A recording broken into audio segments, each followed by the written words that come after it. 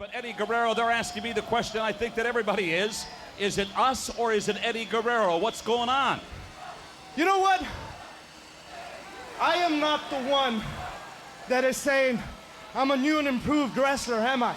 Oh, that's Dean Malenko. That's right. Am I punching and kicking and choking uncharacteristically like somebody I know? Is it? No, you got a point. That's Dean Malenko also. That's right. So who's the person that doesn't seem to be himself? Hold on, wait a second there, Eddie. I'm going to stop you. That's you. You don't seem to be yourself. Hey, look, I'm getting sick and tired of everybody. My friends think I'm changing. My family thinks I'm changing. You think I'm changing. Look, I'm just getting sick and tired of it. Dean Malenko, you keep accusing me for your attitude. I'm really getting sick and tired of this.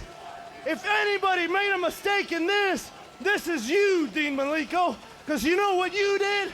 You told me your game plan. And if you think that I'm going to give mine, well, let me put it to you this way. I'll see you Sunday at Uncensored.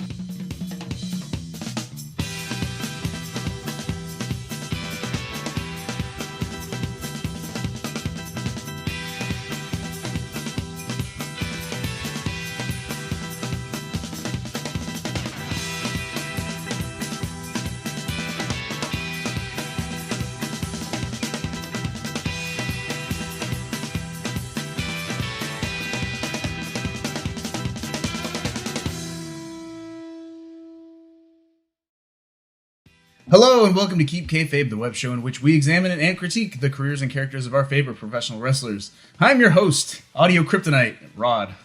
I'm joined by the Buck of Youth, David. Dad Jokes Extraordinaire, Oh, man. Brandon, what's up? and our jabroni correspondent, James. And as always, we're keeping everything in universe. It happened in the ring or on the screen. It happened for real. And if things don't make sense, we make them make sense with all the speculating that we can muster. I think we need to re-emphasize that point in particular because we have people in the comments saying, you guys get everything wrong. It's like, we're not looking at things as if they really happen behind the scenes. The idea is that we're looking at everything in the wrestling universe, you know? We're not trying to do like, oh yeah, we know that this happened in like backstage. We're not looking at that. We're looking at like, oh, this is what happened in the ring? Okay, what's being presented on the program. Yeah. The Undertaker really is a magical wizard that came back from the dead. Stone Cold is a redneck that drinks beer and like... Yeah. Well, it's hard to fake that. Yeah.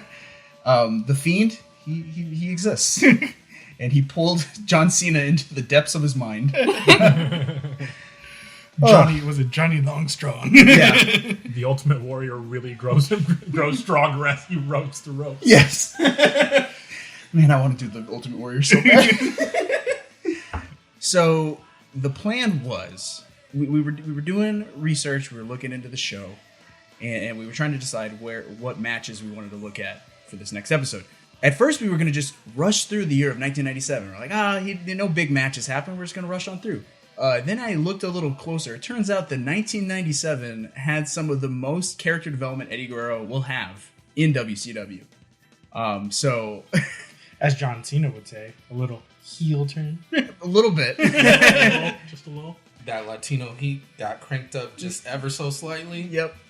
And so, what was before we were just going to rush on through 1997. In fact, this episode will be solely focused on the year of 1997. We're gonna be, we're gonna give Eddie Guerrero the WWE 365 treatment. Full year. We're gonna look at his legacy. Yeah. Starrcade to Starrcade, 1997. So what do you say? Let's get into it. Let's get into it. Let's do it. Do it.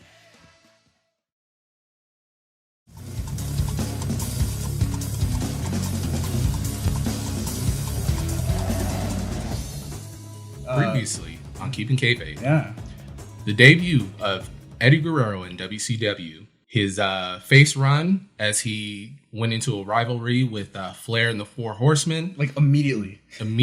just hit the debut. ground running. It goes right into the feud with the biggest faction in the company. He fought up with Chris Benoit, also fought in World War III being one of the last 10 remaining. Again, fighting up against Flair and Arn Anderson. Much of that feud culminated in a fight with Flair at Hog Wild. Eddie would then have a title bout with DDP for the U.S. title. Starrcade. After the match, though, however, NWO would appear and essentially just dismantle everything. They took the title, and that was that. Yes, Six is now claiming to be the United States champion because he just took Eddie's title. So if I just friendly found a title and like, hey, I'm the champion. Yeah, That's how it works. Well, it actually did work because later on, Hacksaw finds the USA title in the trash can. Oh, there you go. And then he picks it up. He's like, oh, I'm done because I'm the US title. Yep. When you run the organization, that's how it works. It's true. It's true. So speaking of DDP, we would be remiss if I didn't mention this. This is actually not like his time in WCW when he fought DDP for the Battle Bowl ring and for the U.S. title. This is not his first interaction with DDP. Looking way back to Mexico, when Eddie was in Los Gringos Locos, he teamed up with DDP and with Jake the Snake Roberts briefly for like a big main event, Triple Mania angle. So I don't think that necessarily affects what we talked about in our last episode. It's just interesting. It's like, come full circle. you know, Eddie and DDP were once allies, and here we are down the road. DDP is a despicable person, and Eddie is trying to stay on the straight and narrow. We'll see how long that lasts. Yeah, not long, I think.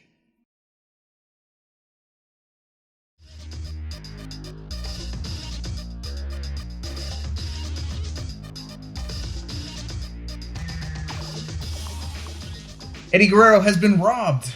With his United States title now in the hands of the mischievous Six, Eddie cannot yet enjoy the satisfaction of a hard-fought victory. No, instead he is forced to meet the former 1-2-3 Kid in a championship ladder match at the first ever NWO-branded pay-per-view, Sold Out. Sold Out was, in storyline, booked, operated, and funded by the New World Order. They set all the rules and they pulled all the strings. They also took care of all of the accommodations and the set dressing. It looked so good. Is that sarcasm? I mean, like, it was like a 13-year-old edgelord's bedroom. More like a 30-year-old edgelord's bedroom. Yeah, you're not wrong. Like, He was like, yeah, man, this is what's cool, right? like Sold Out is such a great idea. Like, oh yeah, like this is gonna pay-per-view that's gonna look nothing like what you're used to. This is like no big like lights. It's gonna be like raw and edgy and, you know, underground. Unfortunately, they failed in every regard. No, it wasn't like any other pay-per-view. We had middle-aged women, biker women, dancing to bad rock music. Just women who looked like somebody's mother. Yeah, with Harley Davidsons. And then like random TV like stacked up on each other, like it's like Wayne's World, like Yeah. like there's that. and the fish cam, And like everything a was- 90s the- video. Oh my gosh. The fisheye lens, man, because 90s, get it? It's like one of the biggest spots in the match. They have like this fish cam that's like set up way too far away from the ring. And I'm just like, what in the world is this? And like the graphics on the screen are like all sketchy and like as if someone, you know, just drew it freehand. You know? Yeah. You just open a PowerPoint and create your Or new. Microsoft Paint. Just imagine being a WCW wrestler and thinking like, is this really where our organization is going? Yeah. These are the hacks in charge. And it's like the New World Order is supposed to be so cool, right? This pay-per-view made me realize like, no, maybe Scott Hall and Kevin Nash are pretty cool. Hulk Hogan and Eric Bischoff are like old boomers who like motorcycles and like loose women. I don't know. You're just like, oh, it's my dad. Yeah. Anyway, there is certainly a lot of risks in taking a match that's Sold Out, but Eddie accepts the challenge with gusto. For the next month, Six and Eddie take opportunities to antagonize each other. Like they'd be having a match on Nitro. The other guy would come out with a ladder, set it up, and just sit there and like, you know, taunt from the sidelines like, hey, I'm over here. I think that's kind of like not good because it's like, oh, you're on top of the ladder. Let me just push you off. Yeah. Well, I mean, every time Eddie sees Six out on the side in the ladder, he basically just ignores the match he's in and just runs at Six. And by that point, Six has already jumped off the ladder and has gotten out of there. As Six hightails it, as Guerrero meets him for the showdown. And Eddie takes a long look at a ladder that will be an instrumental part of the match. They got to put it up in the middle of the ring, capture the U.S. title belt as part of NWO Sold Out on the 25th. Back with more Nitro Live after this. So when it comes time for Eddie to meet Six on NWO's home turf, he's fired up and ready. But with the deck stacked against him, does he even have a chance to see his title again? Loser. You tell us, James. The ladder match coming up next, Eddie Guerrero. Loser. Thank you. Thank you. Thank you very much. This is Mexican Jumping Bean, Eddie Guerrero. Whoops. Did he say what I thought I heard him say? You're in your hometown, baby. These are your grounds. But you're going to see what Eddie Guerrero and WCW are all about. Loser. All right. So match begins with the New World Order, decor on full display. Eddie Guerrero comes out to the Mexican Jumping Bean, Eddie Guerrero. Mexican Jumping Bean. Yeah. Eddie Guerrero. Yeah, and they're taking pot shots from the announcers table. The announcers, like everything else, is brought to you by the NWO. Got Eric Bischoff and Ted DiBiase. Billionaire Ted. Oh, baby. These guys are good. Ted Professionals. the trillionaire. The best people. Best people for the job. And so they introduce Eddie as the Mexican Jumping Bean. Water off a duck's back for Eddie. It's like so unsettling how quiet it is. They don't play any music when he comes out, so it's like deathly quiet. Yeah, and they're uncomfortable.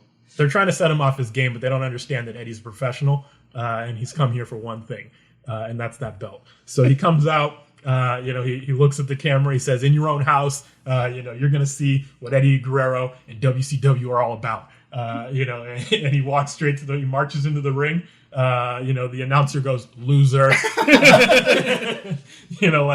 it's going to throw him off. But we're talking about a professional here. So Styx comes out. He has his own. Styx. Oh yeah, my bad. Yeah. Come sail away. So Six comes out. The 1, 2, 3 kid. Math fact. If you can add 3 + 2 + 1, you get 6. Oh man. Oh. 1 + 2 + 3.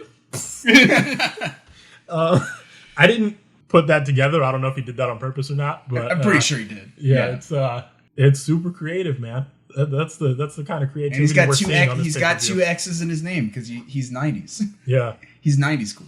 exactly. But he's not straight edge cool. No. Throwing in some shades and a backwards hat. You got the perfect 90s kid. He just looks so regular. He's a regular. He looks like if you threw a mullet on Uncle Rico from Napoleon Dynamite. And we're just like, yeah, man, this is our champ.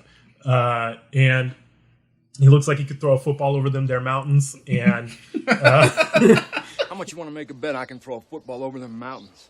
he stops for a second to climb the ladder, like it's practice or something. Gets a glamour shot with the biker babes, and heads onto the ring, like a celebrity. But nobody in the crowd likes him, but the announcers are trying to make it sound like he's the good guy. They're trying real hard, and it's not working. As you look on, there goes the U.S. heavyweight title. Well, you're seeing that title go up on that meat hook. And another cheap shot artist. Eddie begins the match with the cheap shot. DiBiase calls him a cheap shot artist. Yeah. He clearly has not met the Gringos Locos. Right. So he calls him a cheap shot artist, and the biased commentary is part of the package here. We're gonna get a lot of that. Eddie after knocking Six down, he runs off the ropes, and Six stops him in his tracks with like this martial law Tekken move where he like does like a back elbow and then hits him in the face with a back fist. And I was like, this is literally straight out of a video game. Yeah. And it wasn't like, it didn't look bad. No, it was pretty decent martial arts. It was cool, but it was like, I saw it and I'm like, oh, that's straight out of a video game. Then Eddie recovers. He hits a Hurricane Rana. And then he lands a backbreaker, combos it. Then he goes off the top ropes and almost knocks Styx clean out. Styx? I swear I cannot. Not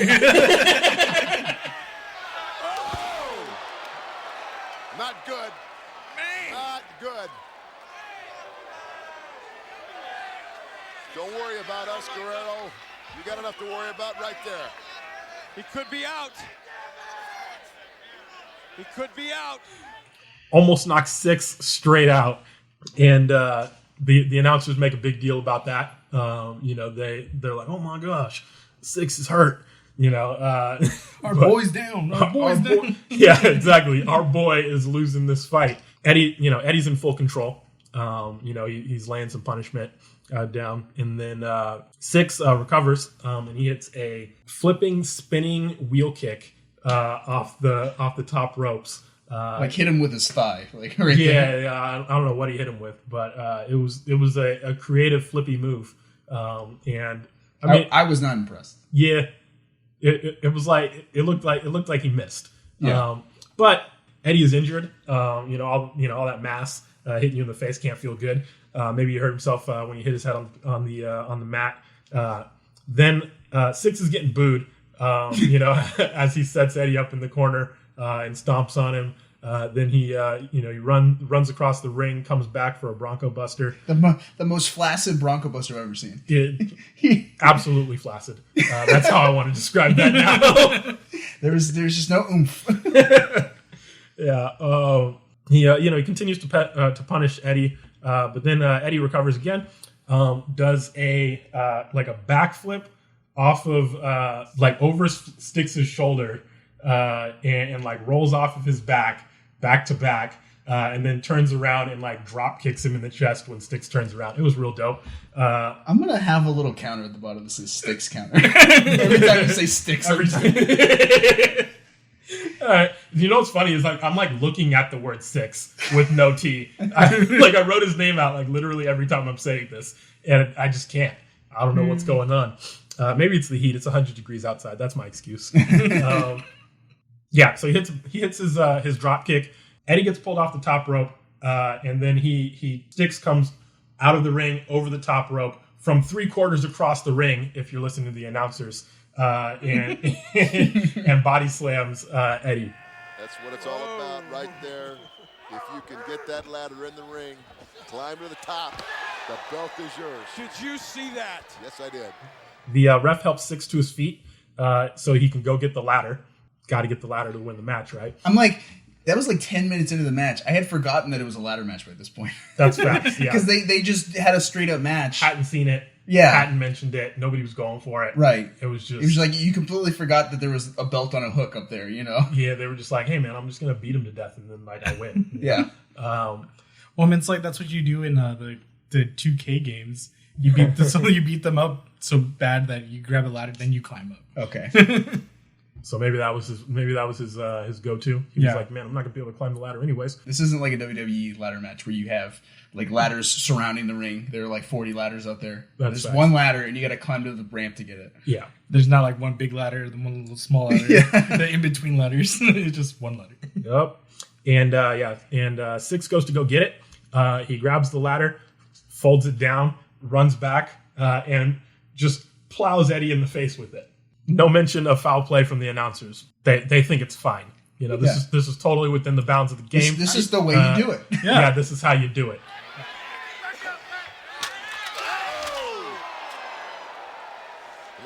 At this point, it's hey man, no comment, no foul. But the match continues, and you're gonna notice there's just a discrepancy when it's Eddie's turn to use the ladder. But Styx hits Eddie with the ladder. Then the ref helps him get it into the ring.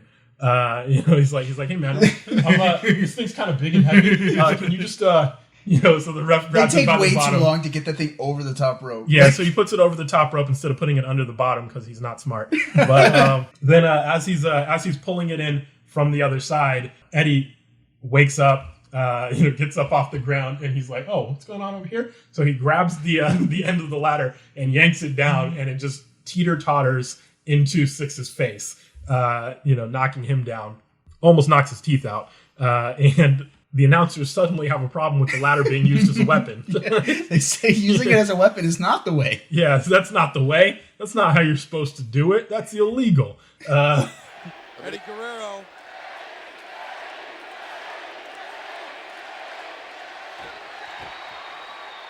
Eddie Guerrero using that ladder as a weapon. That is not what this is all about. That ladder is to be used to get that belt. And Eddie Guerrero, if you want to lay your claim to that US title, you do it the right way. You do it the NWO way. You do it in the ring. Unless Six is the one doing it. Exactly. Unless you're in the New World Order. Those are the rules. So Six whips Eddie into the ladder after Eddie props it up in the corner because he's not in a ladder match. He's in a match with a ladder in the ring. That's what's going on. After that move goes south, the ref helps Six with some emotional back pats so that he can get back up. And there's one point in the match where it's clear that Eddie is frustrated with Nick Patrick. He's like, "Stop!" Like he just takes a swipe at him, just like a quick, like and he misses, but it's just a quick, like, "Get out of here!" Yeah, I was gonna say I'm honestly surprised that Nick Patrick didn't hand like Six some like brass knuckles at one point. Well, gave him a cup of Gatorade. I'm surprised. Like this is an NWO like show. Why did no one from the NWO come out and help Six? Like, Yeah. Well, they probably thought he was going to win. It was a ladder match. It's like This match, like, or the whole pay-per-view was all about ego, right? And pride. It came before the fall. It was That's fair. Yeah, it was like they all thought we have this one in the back. It's fine. We're totally fine. They weren't fine. Pride comes before the fall. Yep. I've seen it in the script. Why, I don't know. Ow! Oh, Man, right through the center of that. Oh. Oh, no. He missed. He was trying to go through the rungs of the ladder and stomp the solar plexus, which is a very vulnerable area, but he missed. So Six sets up the ladder, puts it on top of Eddie, and proceeds to stomp on it 2 times, but he misses. According to Eric Bischoff. Yeah, according to Eric Bischoff. Looked to me like he hit one of them and missed the other one. I don't know. It was like Bischoff had said that, he was aiming for the solar plex both times and he missed. But it was like, to me, it was like, no, he wanted to hit the ladder so that the momentum would go into Eddie. Like, I'm going to stomp on this ladder that's sitting on you so that it digs into your skin and it hurts real bad. That would be illegal. Why would he be doing that? no, but it's not illegal for Six to do it. According to NWO rules. Yeah, that was in the contract. Six is allowed to use the ladder as a device for a weapon. Okay, so we're gonna say that Eddie went into a handicap match. Yeah, it's literally Six in the ladder versus Eddie. sounds about right. Then Eddie re-aggravates his knee injury, doing a different spot. Yeah, the knee injury that's been plaguing him since his debut in WCW. Exactly. So I feel like at one point you just got to like go to the doctors and get your knee looked at. You see him hit his knee and you're like, oh man, this is gonna be an issue. So he rolls around a little bit, he's grabbing his leg, and you're just like, man, when is this knee gonna get better? And maybe it won't ever. Maybe it'll plague him to the end of his days. You never know. It's like a Bob Orton. He just had that cast on for like years. He never took it off. So they set up the ladder. They're climbing up the ladder. As both of them reach about the midpoint, Six looks through the ladder and says, "You know what? I'm gonna punch him in his nuts." So he does, and the announcers say, "Oh, he hits him in his solar plexus." Yeah, good cover by Bischoff there. And I'm like, okay, well, his solar plexus is a little low, but I buy it. I'm assuming as somebody in the stadium, you might not know the difference. You might have been on the other side, couldn't see, and the announcers really helped clarify that. For those people. And the ref even solidified that, right? Saying like, oh, it was above the belt. Yeah, it was above the belt. So my eyes must have deceived me. Oh, I think I know what he's doing. What's he doing? I've seen this before. Come on, what is it? He's going to ride this ladder right down on top of Guerrero. No, you're kidding me. Oh, yeah, I've seen Hall do it. Man, that is too much. Uh-oh. No! Wasn't fast enough. Wow. He's in trouble now. That hurt. Boy, that hurt. The ladder goes back up. It's a slow climb. Well, I mean, that was smart. Okay, so like a lot of the times you see these ladder matches and the guys they climb up those ladders like just, dreadfully slow. And it just looks unnatural. At least in this match, they set it up ahead of time that Eddie is climbing slowly because he hurt his knee real bad. Yeah. And Six is climbing slowly because he just got crotched on the turnbuckle. So, and then got hit with the suplex. Right. So there's enough there to say it's like, no, these guys are really hurting. Right. Below the belt. They need some time. Right. So we get a slow climb. Both men in pain. Both reach the top. And then Six, thinking like, hey, I think I'm about to lose this race, decides to abandon going for the belt and instead hits like a turning heel kick, like he's Joe Rogan kicking a heavy bag. And it sends both men flying off the ladder. The ladder's still up. That could have gone wrong in like 50 different ways, by the way. Yeah. Yeah, I mean, but it didn't, because we got a couple of professionals up there. Yeah. Don't try this at home, kids. So both men fly off the ladder. They land in various states of disarray.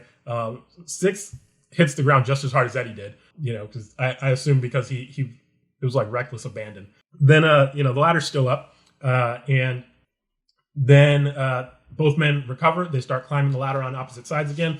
Then Six punches Eddie in the face, knocks him senseless, and he falls off the ladder, lands on his feet remarkably, but he's discombobulated. So he stumbles into the ropes, and he stumbles back to the center of the ring, and then he falls into the ladder and knocks Sticks off in the process. Unintentionally, Sticks could have won the match right there. Lucky break. Come on, Six. This is not what we had in mind, but it is the level of competition. Oh, I don't like this. I don't like it. Come on. Come on, man. Come on. Come on, buddy. Come on. No. Come on. Come on. Do this one for Alice in Chains, man. Oh, I hate to be there. He's got it. They both got it. They both got a hold of the belt. They both got it. Six has got it. Six has got it. Whoever comes away with it. Oh! He used it. He hit him in the head with it. No.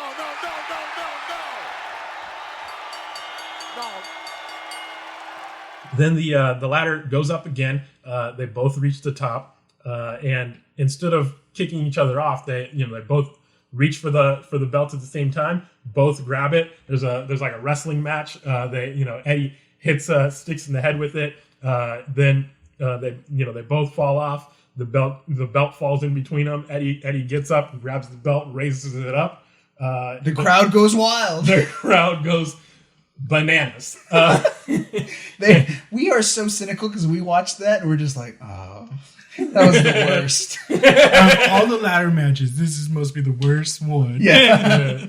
This is the worst ladder match I've ever seen. And everybody loved it because there was only one thing that they wanted to see happen in this match, and that was they wanted to see Eddie Guerrero walk away with that belt. They wanted justice to be served. Yeah, they wanted the New World Order out of here, and it was served hot and fresh. And Eddie, like a hero, takes his belt, and takes it into the crowd. Walks up to the other WCW wrestlers, and we got nobody other than Arn Anderson over there. His mortal enemy. And how many matches did he have against Arn? I think he had just one singles match, but they fought in like tag matches in World War III. They were like getting into it. They were calling each other names and beating each other's faces in. Yeah. NWO chills all hostilities. They're friends now. They break all bonds. Yeah. So it's like when you're uniting against the NWO, it's like you'll take any ally you can get. Even a guy just 4 months ago you were beating senseless. Yeah. And Eddie's fine with it. It is said that the enemy of my enemy is my friend, and that is what happened today. Everybody hates the NWO, so everybody's celebrating with Eddie when he wins. And that was such a nice little character moment that no one else would have noticed but us. That's the kind of content you get here on Keep Kayfabe, right there. That's when you come to us for those high quality narratives. Yeah. But NWO lost the belt. WCW rejoices as a unit, and everybody lives happily ever after, right?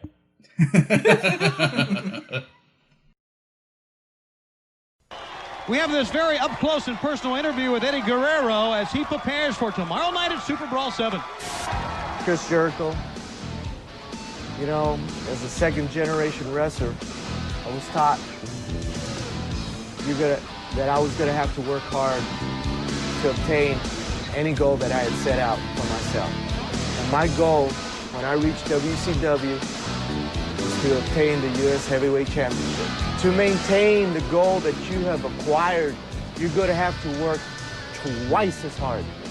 Well, I got my work cut out because I got to face you. And I know the type of competitor you are.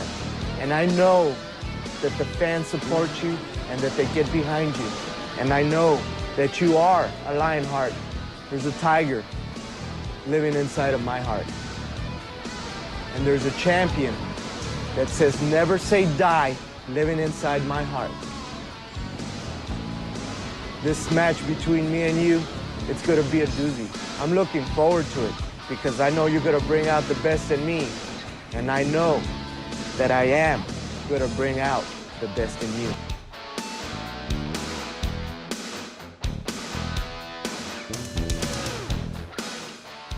And so the United States Championship is once again around the rightful person's waist. America is saved! Woo! Woo! Eddie would take his hard-fought victory and run with it, racking up several wins as a fighting champion. Over the next few months, he beat Alex Wright. What? Was it the Wonder Kid? The Wonder Kid. That's Wonder Kid. He beat Chris Jericho. What? Lionheart. And he beat his old rival Conan. What? Update, they're still not cool. But what of Six? Well, after failing to steal one title, he just went ahead and stole another one. On February 3rd, a little over a week after his loss had sold out, lightning struck twice and Mr. Waltman stole the Cruiserweight Championship from Dean Malenko. He just rolled in, unchallenged, and walked out with the belt. Hey, if at first you don't succeed, try again. That's right. Is that not how you get belts in the WCW? It is if you're the NWO. Yeah, I mean, definitely. Like, I think them's the rules. If you can't find one belt to fit your waist, you just grab another belt. It's like a king's crown. You could just come in and take it, but with no challenge. Just take it. Yeah. And this epic example of a bad joke told twice actually comes to affect Eddie's relationship with Dean Malenko. Remember, at this point, they're still frenemies, and the relationship is still on shaky ground. Oh, they're frenemies before AJ and Paige? Yeah. Nice. Yeah, they're cool. They respect each other to a point. They fought enough where it's like, hey, it's like we don't need to call each other names. But at the same time, I think any little thing can set them off. It's hard to hate a guy when you guys have fought so many times and it's gone even. Yeah, but that bond, it's tenuous, and it snaps at Super Bowl '97. The Shooter was scheduled to face Six for his stolen championship belt that night, and it wasn't a ladder match. I guess Six I said it too. Yeah. I guess Six realized he wasn't any good at those ladder matches. Maybe he's like R-Truth. He has a fear of heights. Or he's like Orange Cassidy. He doesn't know how to use the ladder. Just reaches up. Malenko fought valiantly, but that didn't stop Six from trying to cheat. Toward the end of the match, Waltman picked up the title while Dean was down and the ref's back was turned. He was obviously planning to use it as a weapon. Eddie, trying to be a good friend, sprinted down to ringside, grabbed the belt, and basically enacted a game of tug of war before Six could do anything with it. And just as Dean Malenko is coming to his senses, he spots Eddie on the outside. He's like, looks at him. He's like, "What are you doing?" Well, I think it's hilarious. Is that Dean is pulling Six and going, "Why is he not coming with me?" Like, I'm pulling, but he's not moving. Right. Then he looks. He's like, Eddie, what are you doing? Dean's questioning causes Eddie to reflexively release the belt. He's like, oh sorry. And then that basically releases Six. The law of momentum comes with him, and Six basically uses the opportunity and the momentum to strike Malenko in the face with the belt, sends Malenko down. And the ref, like David pointed out, like the ref doesn't like see this happen. He just walks over and starts scolding Eddie. Like, what are you doing? And I asked the question, does this ref not have peripheral vision? I think he was just so focused on Eddie, like Eddie, what are you doing here? Like, you're not scheduled right now. Like, you're scheduled later on the card. I think he saw it, and the NWO had just paid him off, and that's why Six is able to just go in and just take people's belts. I feel like that they've created so much confusion that any weird ref decision now, that's the go-to answer. Is like, oh, they're just being paid off. Yeah. Every ref is dirty. I just feel like, how else would you just be able to walk in and take somebody's belt? Like, just like, it's true. Give me your belt. It's mine now. Guerrero, or as Heenan calls him, La Bamba, immediately realizes his mistake, but it is too late. Six gets the cover and the win, and he is now the true owner of the Cruiserweight belt. He's not the fake owner. 1, 2, 3. Malenko's not going to get up. You know what that means? That means the NWO owns a championship. Another one. They've got 3 now. Because of you, Obama, because of you. Well, Brain, I hate to say it, but you may be right. I can agree with Eddie's motives, but he got too involved. Mind your own business, everyone. Now, Mr. Guerrero, you tried to help your friend, and you tried to make the situation right, and look what happened. And even a good night's sleep and a chance to shake off the cobwebs isn't enough to calm Malenko down. The Shooter shows up on Nitro the following night to give Eddie his just desserts, running in to cost Eddie a tag match against the Dungeon of Doom. With Chris Jericho. So Eddie and Chris Jericho are facing the Dungeon of Doom. There's a point where Barbarian is down, and Eddie's going to give him the frog splash, but Dean runs in, pushes Eddie off the turnbuckle, and Eddie comes down to meet the boot of Barbarian. And now, Jericho hitting the ropes, and Ming pulled the rope, and Jericho took a nasty spill, and we've got Dean Malenko. Oh, Dean Malenko pushed him into the foot of the Barbarian. Malenko got involved. Here's a 1, 2, 3. Kind of looks. He doesn't strike him in the head. It's like, it doesn't matter when the guy's that big. with calf muscles for days. any part of you is gonna knock you out. Or I thought that maybe perhaps the kick connected with Eddie's wonky knee, which like was so painful that Eddie just collapsed from the sheer pain. Could be. Yeah, maybe. Sounds good. Could have kicked him in the liver. Shut his whole body down. Yeah, maybe he shut his whole body down, and then he landed really bad on the knee. And like it like buckled, and then that's why he was just down and out. Yeah, that's a good point. And that's not all. Later in the night, Dean gets himself disqualified in a match against Luchador Ultimo Dragon after choking out his opponent and refusing to let go. And to really prove how pissed off he is, Malenko delivers a fiery promo about the blatant lack of respect he's received in WCW. He accuses Eddie of stealing the Cruiserweight title from him and says, quote, "Two can play that game. But right now, last night's Super Bowl, the last person I would ever think in our sport who would come down and steal the belt from me is Eddie Guerrero. Eddie, two can play that game. You saw it tonight.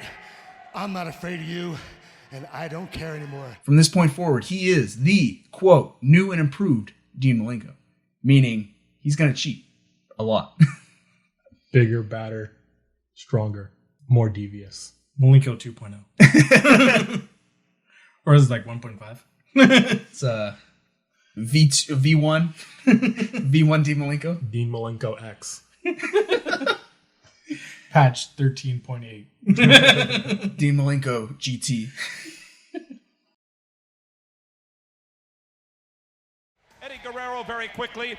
We've heard the comments of Dean Malenko. He blames you single-handedly for him not being United States champ. You know, Dean Malenko, everybody knows that my intentions were good, but unfortunately, the situation turned out sour. Now, I've tried to clear up the water, and I've tried to apologize. He's not accepting. But judging from Monday night's interview and tonight, my apology has not been accepted. Eddie responds to Malenko's accusations the following week, explaining that he tried to clear the air and apologize, but that apology has not been accepted. Dean then makes his way to the ring and says that, despite their history, he has lost all respect for Dean Malenko. Let me tell you something. I'm not going to stand back here and let you give these people a snow job about how the great Eddie Guerrero is this, Eddie Guerrero is that. I know what you're about. I know your true colors. What am I about? You tell me, what am I about? I'm going to tell you, we've been up and down the roads together for many, many years, and I respected you. You lost my respect. How did I lose your respect? Huh?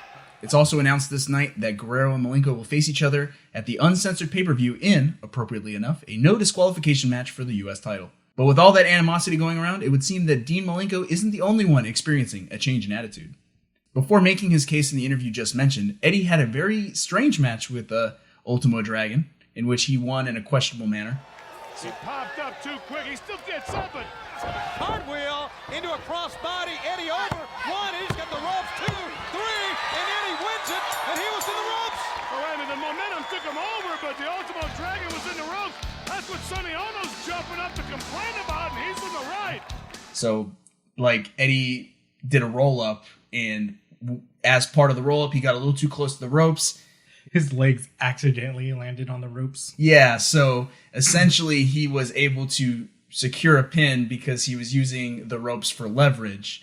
To the naked eye, it would have seemed that it was an accident. Eddie did not do it on purpose. He had plenty of probable deniability. But David noticed something that we all were like, oh. Yeah, so as like the ref was like looking on Ultimo, probably just telling him like, hey, you lost.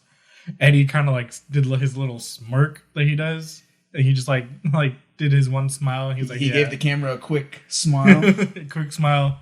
And I was like, ooh. Yeah, so did Eddie do this on purpose? I mean, I think he did. Yeah.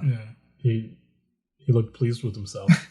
I would have been quick to come to Eddie's defense and be like, no, it was an accident. But I'm like, man, the evidence is just too strong now. I just feel like back in the day when he would accidentally do something that, wasn't completely honorable, he would like, oh my gosh, I'm so sorry. Like he would like look visibly apologetic. And this time he didn't do that at all. So all the way up and, all the way back to his days wrestling in Mexico. the Gringo Loco is starting to show.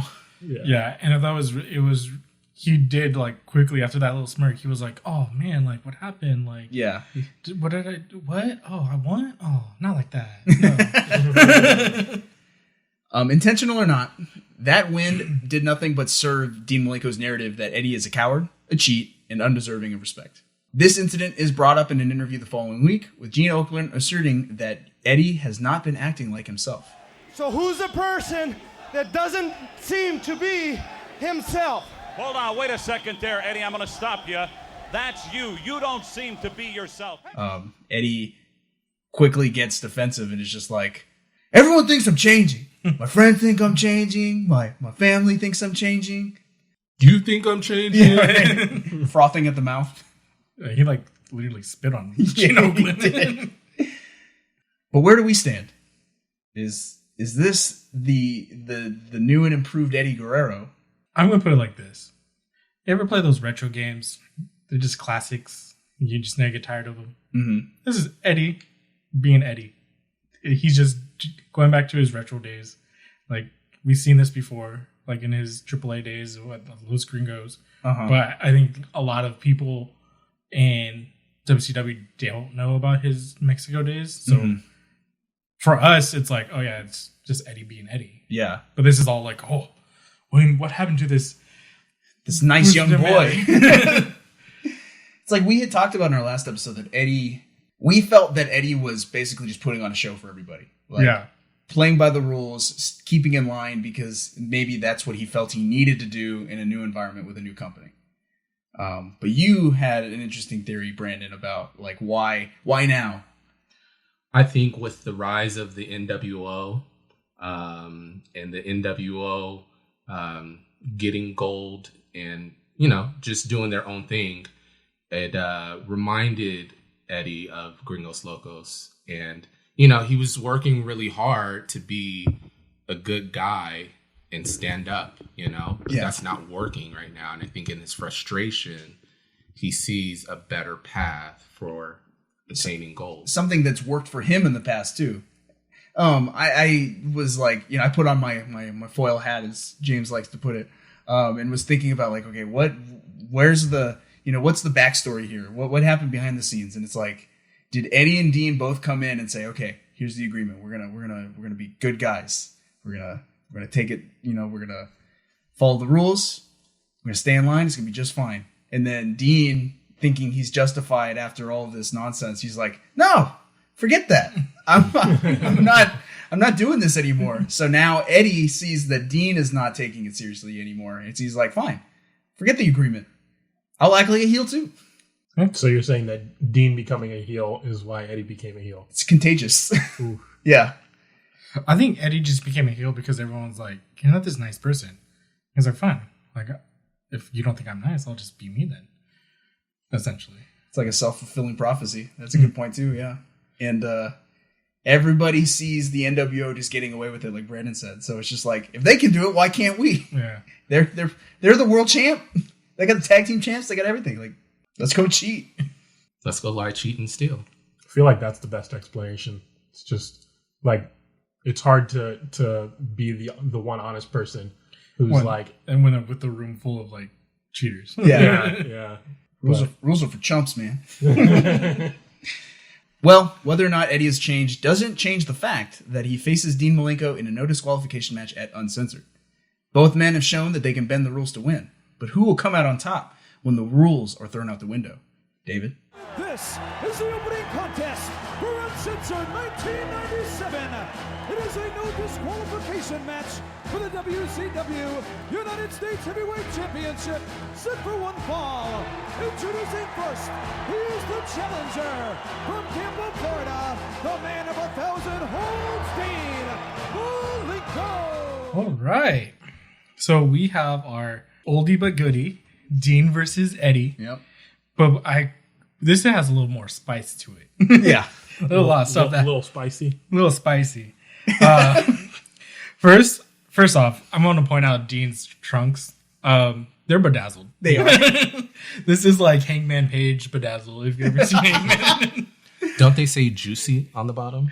It might as well show that. It says pink. It does say 1,000 because he is the man of 1,000 holds.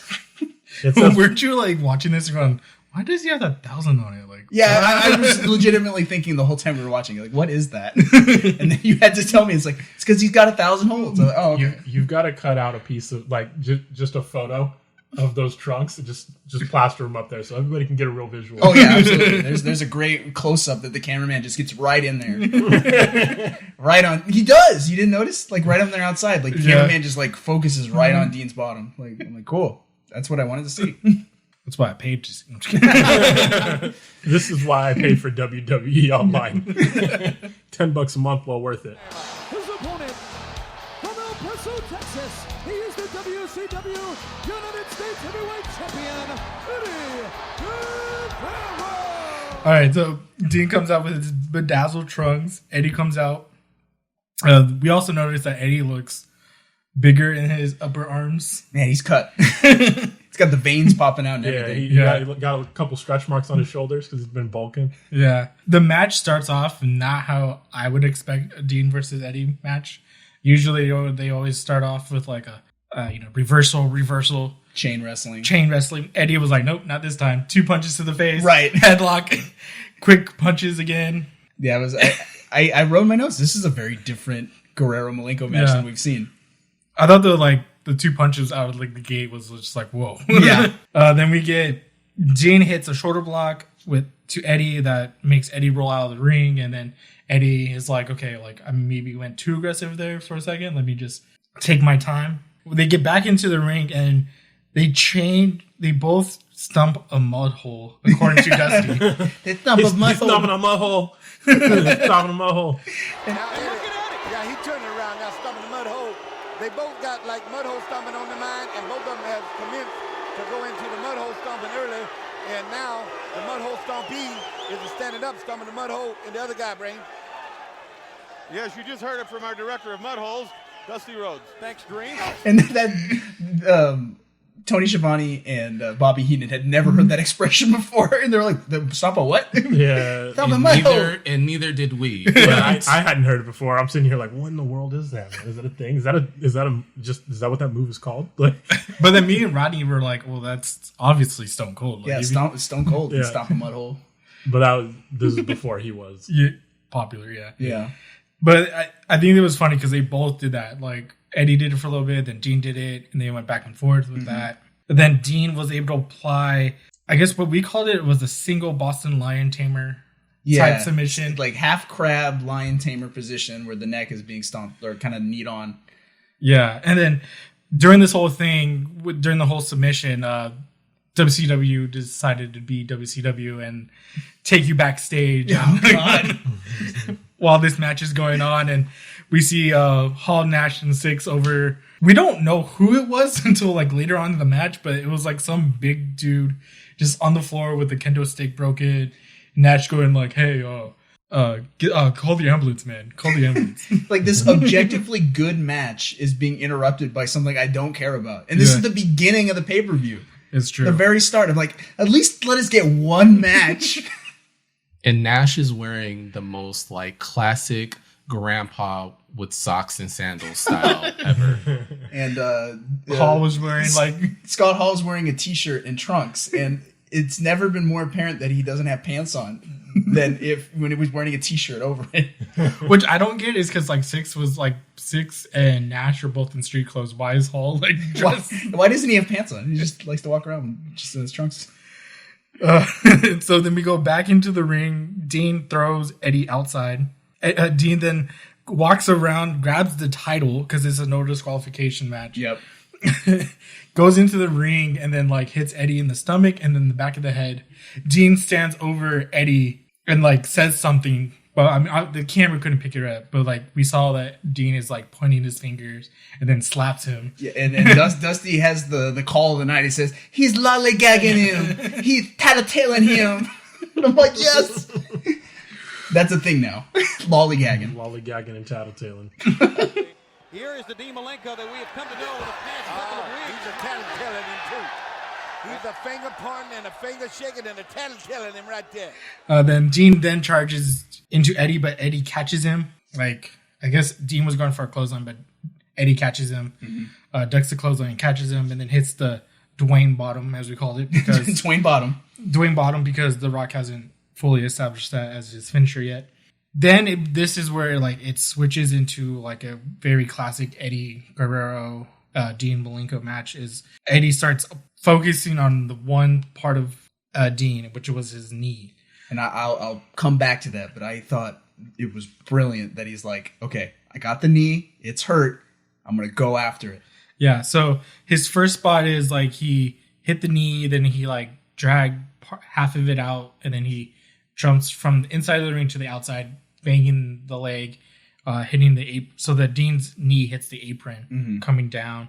Then he does a spot. He goes back in. He hits Dean a couple times in the knee again. Then he does his senton from the outside into the inside of the ring and landing on Dean's knee. And then he applies a knee bar for a little bit, and then he shifts position, and then he applies an STF. Mm-hmm. And somehow they roll out of the ring again. Eddie puts Dean's knee by the ring post and drop kicks it. Yeah, while they're on the ring steps, which I thought was really cool because it's like that's a cool spot. Like I thought it looked unpractical. I was like, how do you get his knee to stay there? And then also it's like, how much more is it going to hurt if you kick him right there? Yeah, you're more at risk of hurting yourself because Eddie has a bad track record with steel steps. Yeah, and then when we get into the ring, Eddie applies the figure four by the rope. Shadows of Ric Flair. Shadows, and then he actually even holds onto the rope, which I don't understand why he didn't like keep holding like the ropes because it's a no disqualification. So like, right, for some reason he just lets go. But either way, it's like he's learned some dirty tricks from the dirtiest player in the game, and call back to a previous episode. And I do like how Eddie was like, "Oh, I'm gonna break it. You tap out, or I'm gonna break your leg." Eddie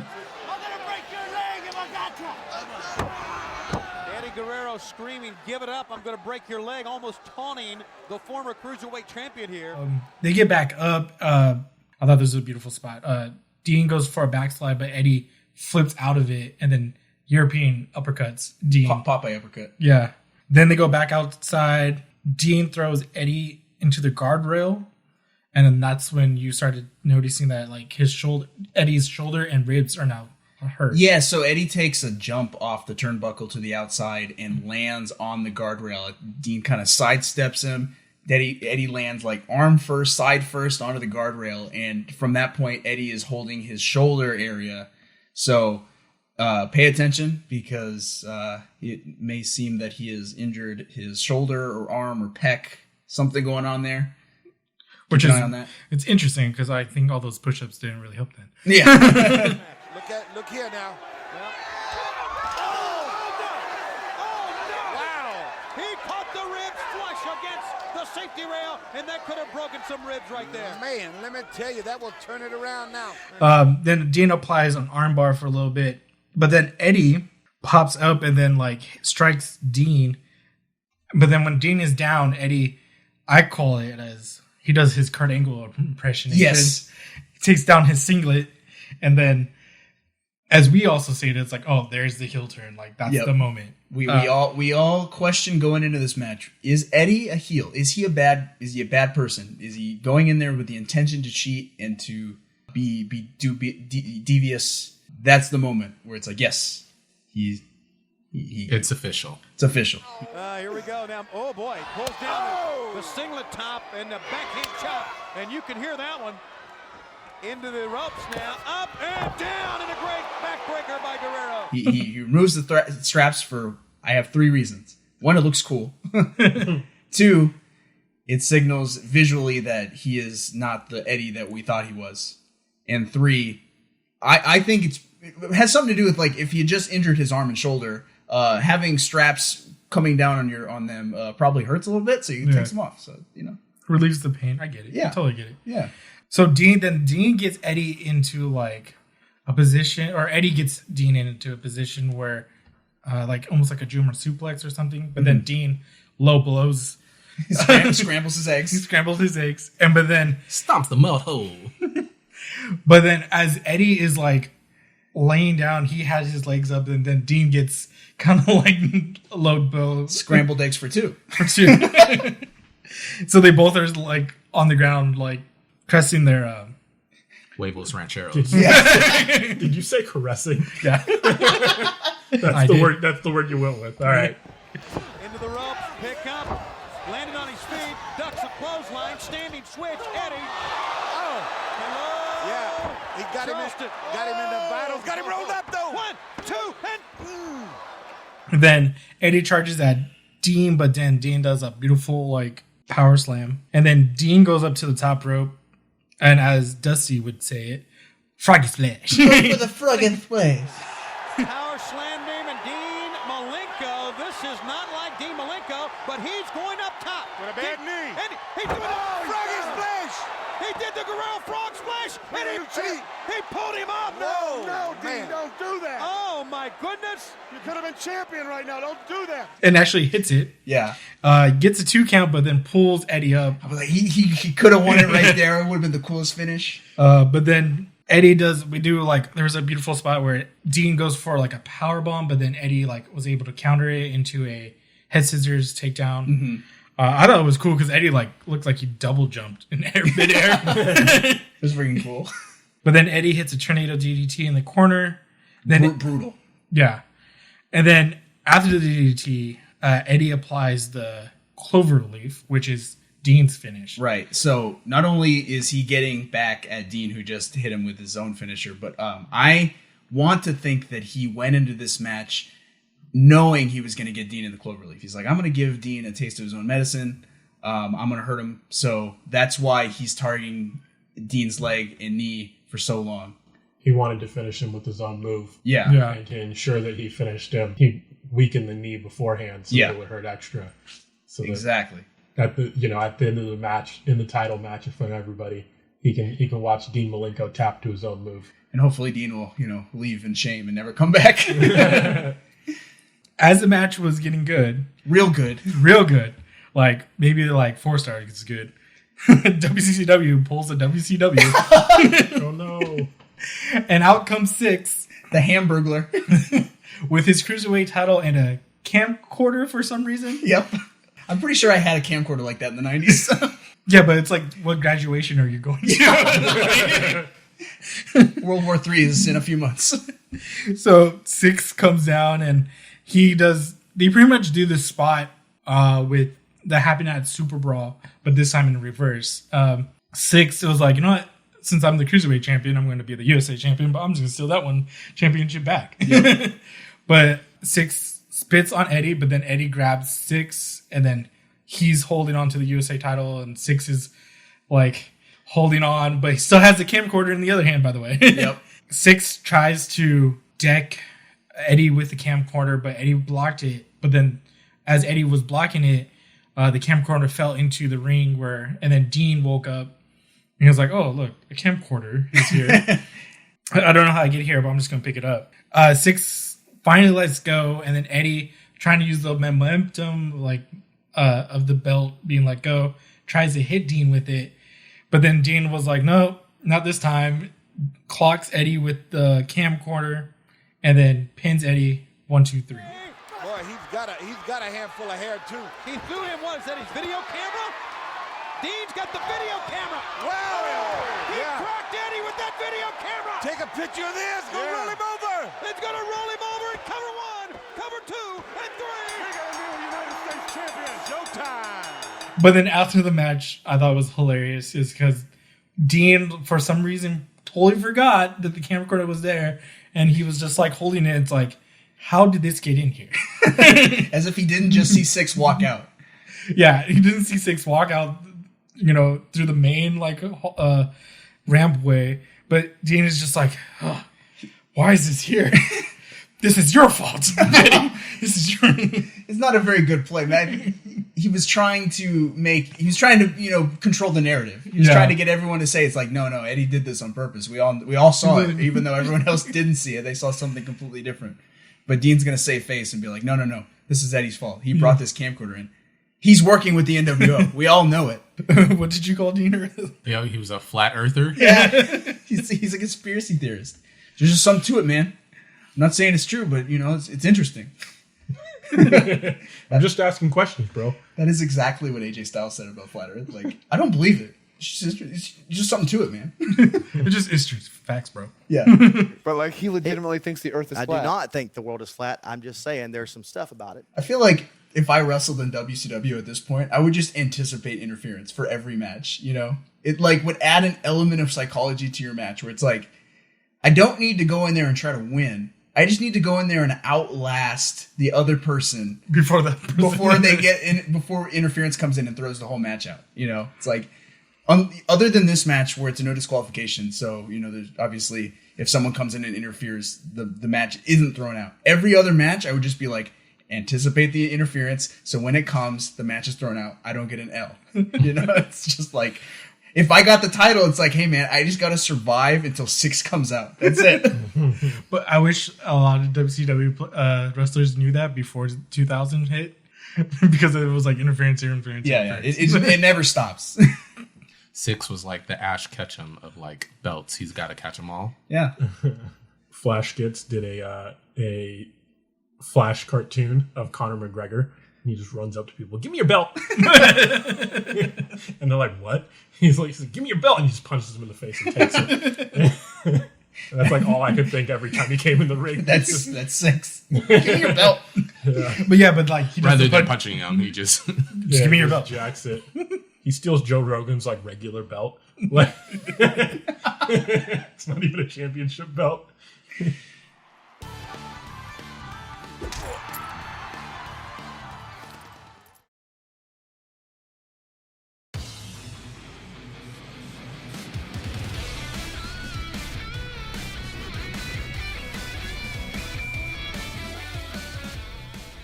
Having taken a guardrail to the ribs and a camcorder to the face, Eddie is benched for the next few months.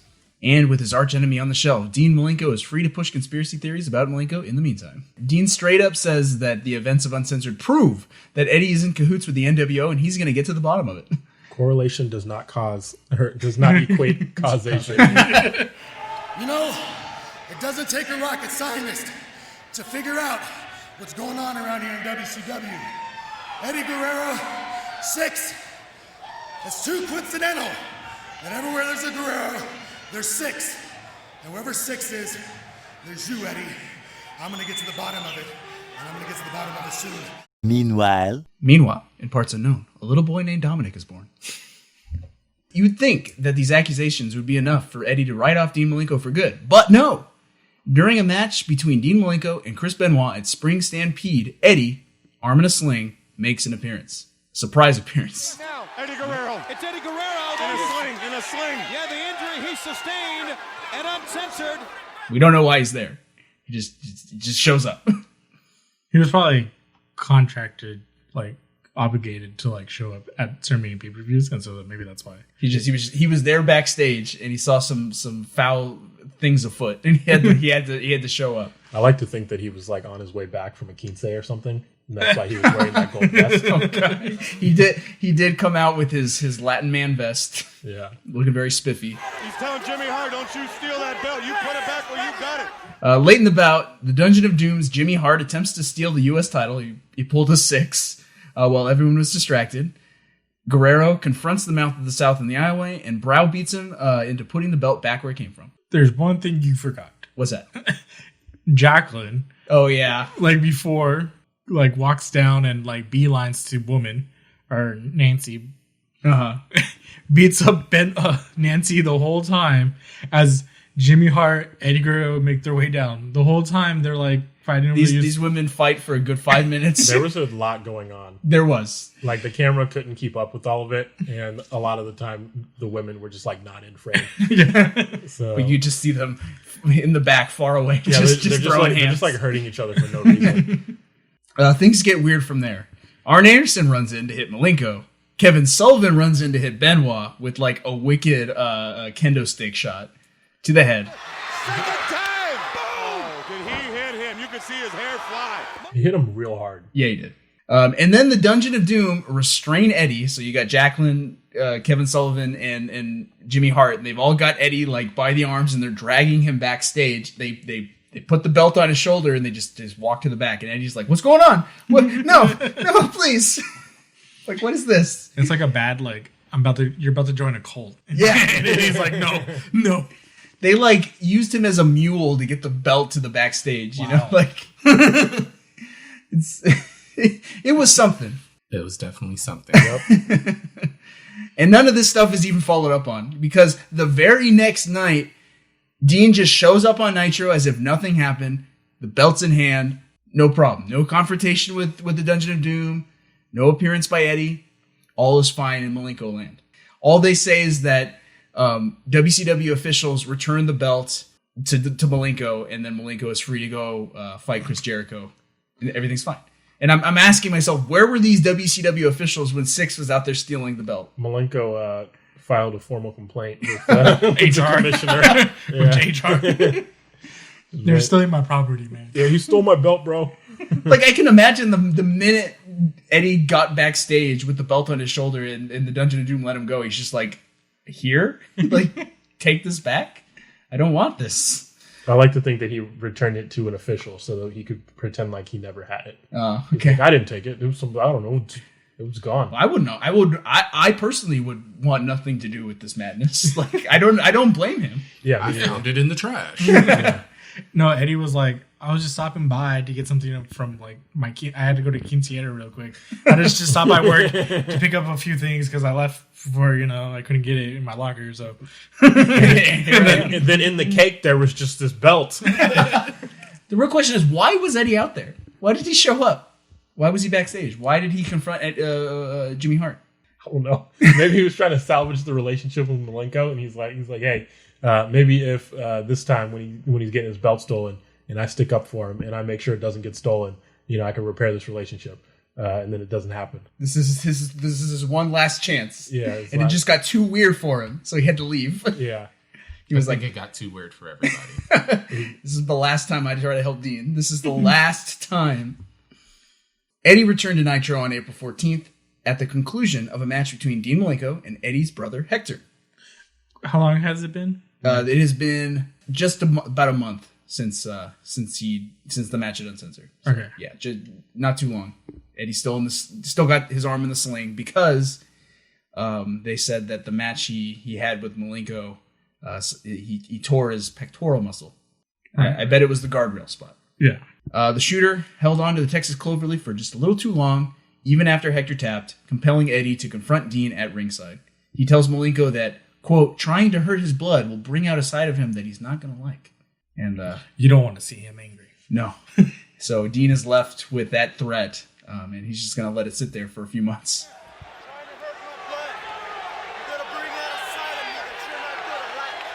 And that's all we see of Eddie until summer 1997. On the June 9th episode of Nitro, during a match between Dean Malenko and Jeff Jarrett, Eddie finally reveals that side of himself that he mentioned back in April. Guerrero emerges from the crowd, climbs into the ring, removes his sling, and delivers a frog splash to Dean while the ref's back is turned.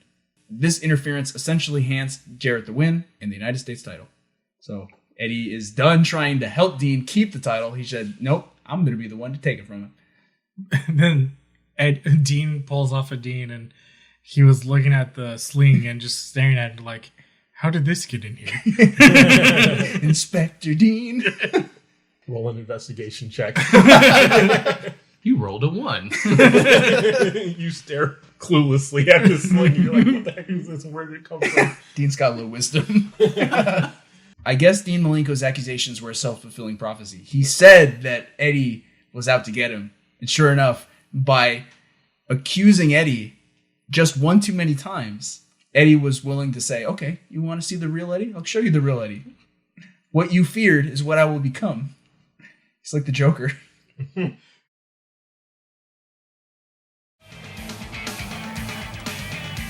I'm standing right here in the ring. If you're in the building tonight, I'm giving you the opportunity to face me like a man.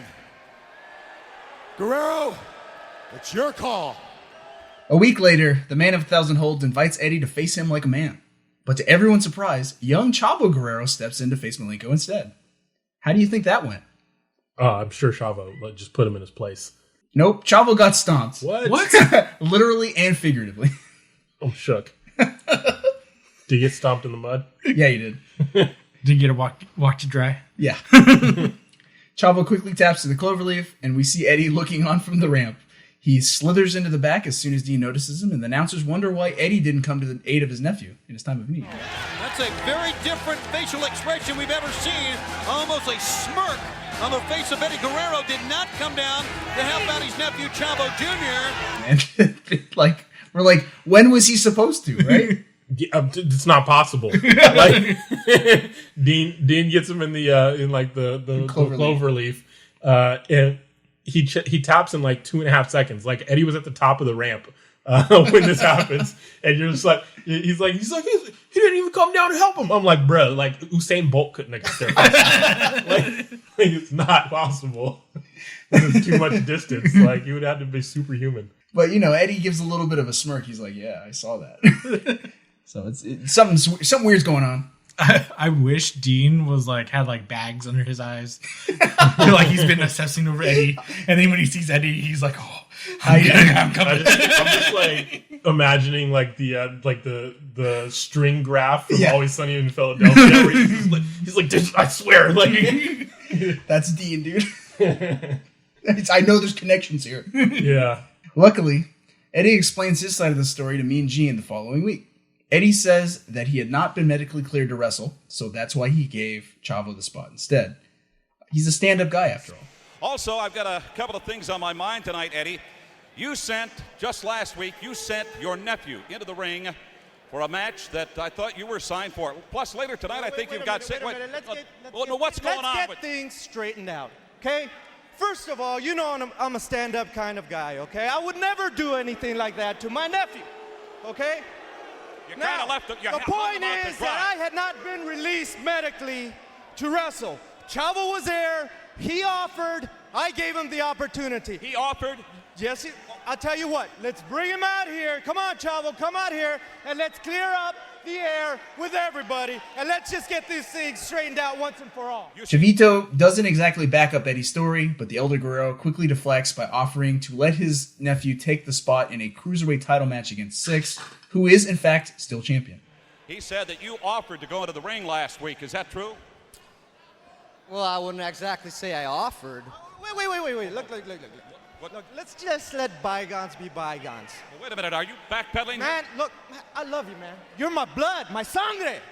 I want to give you the opportunity of a lifetime.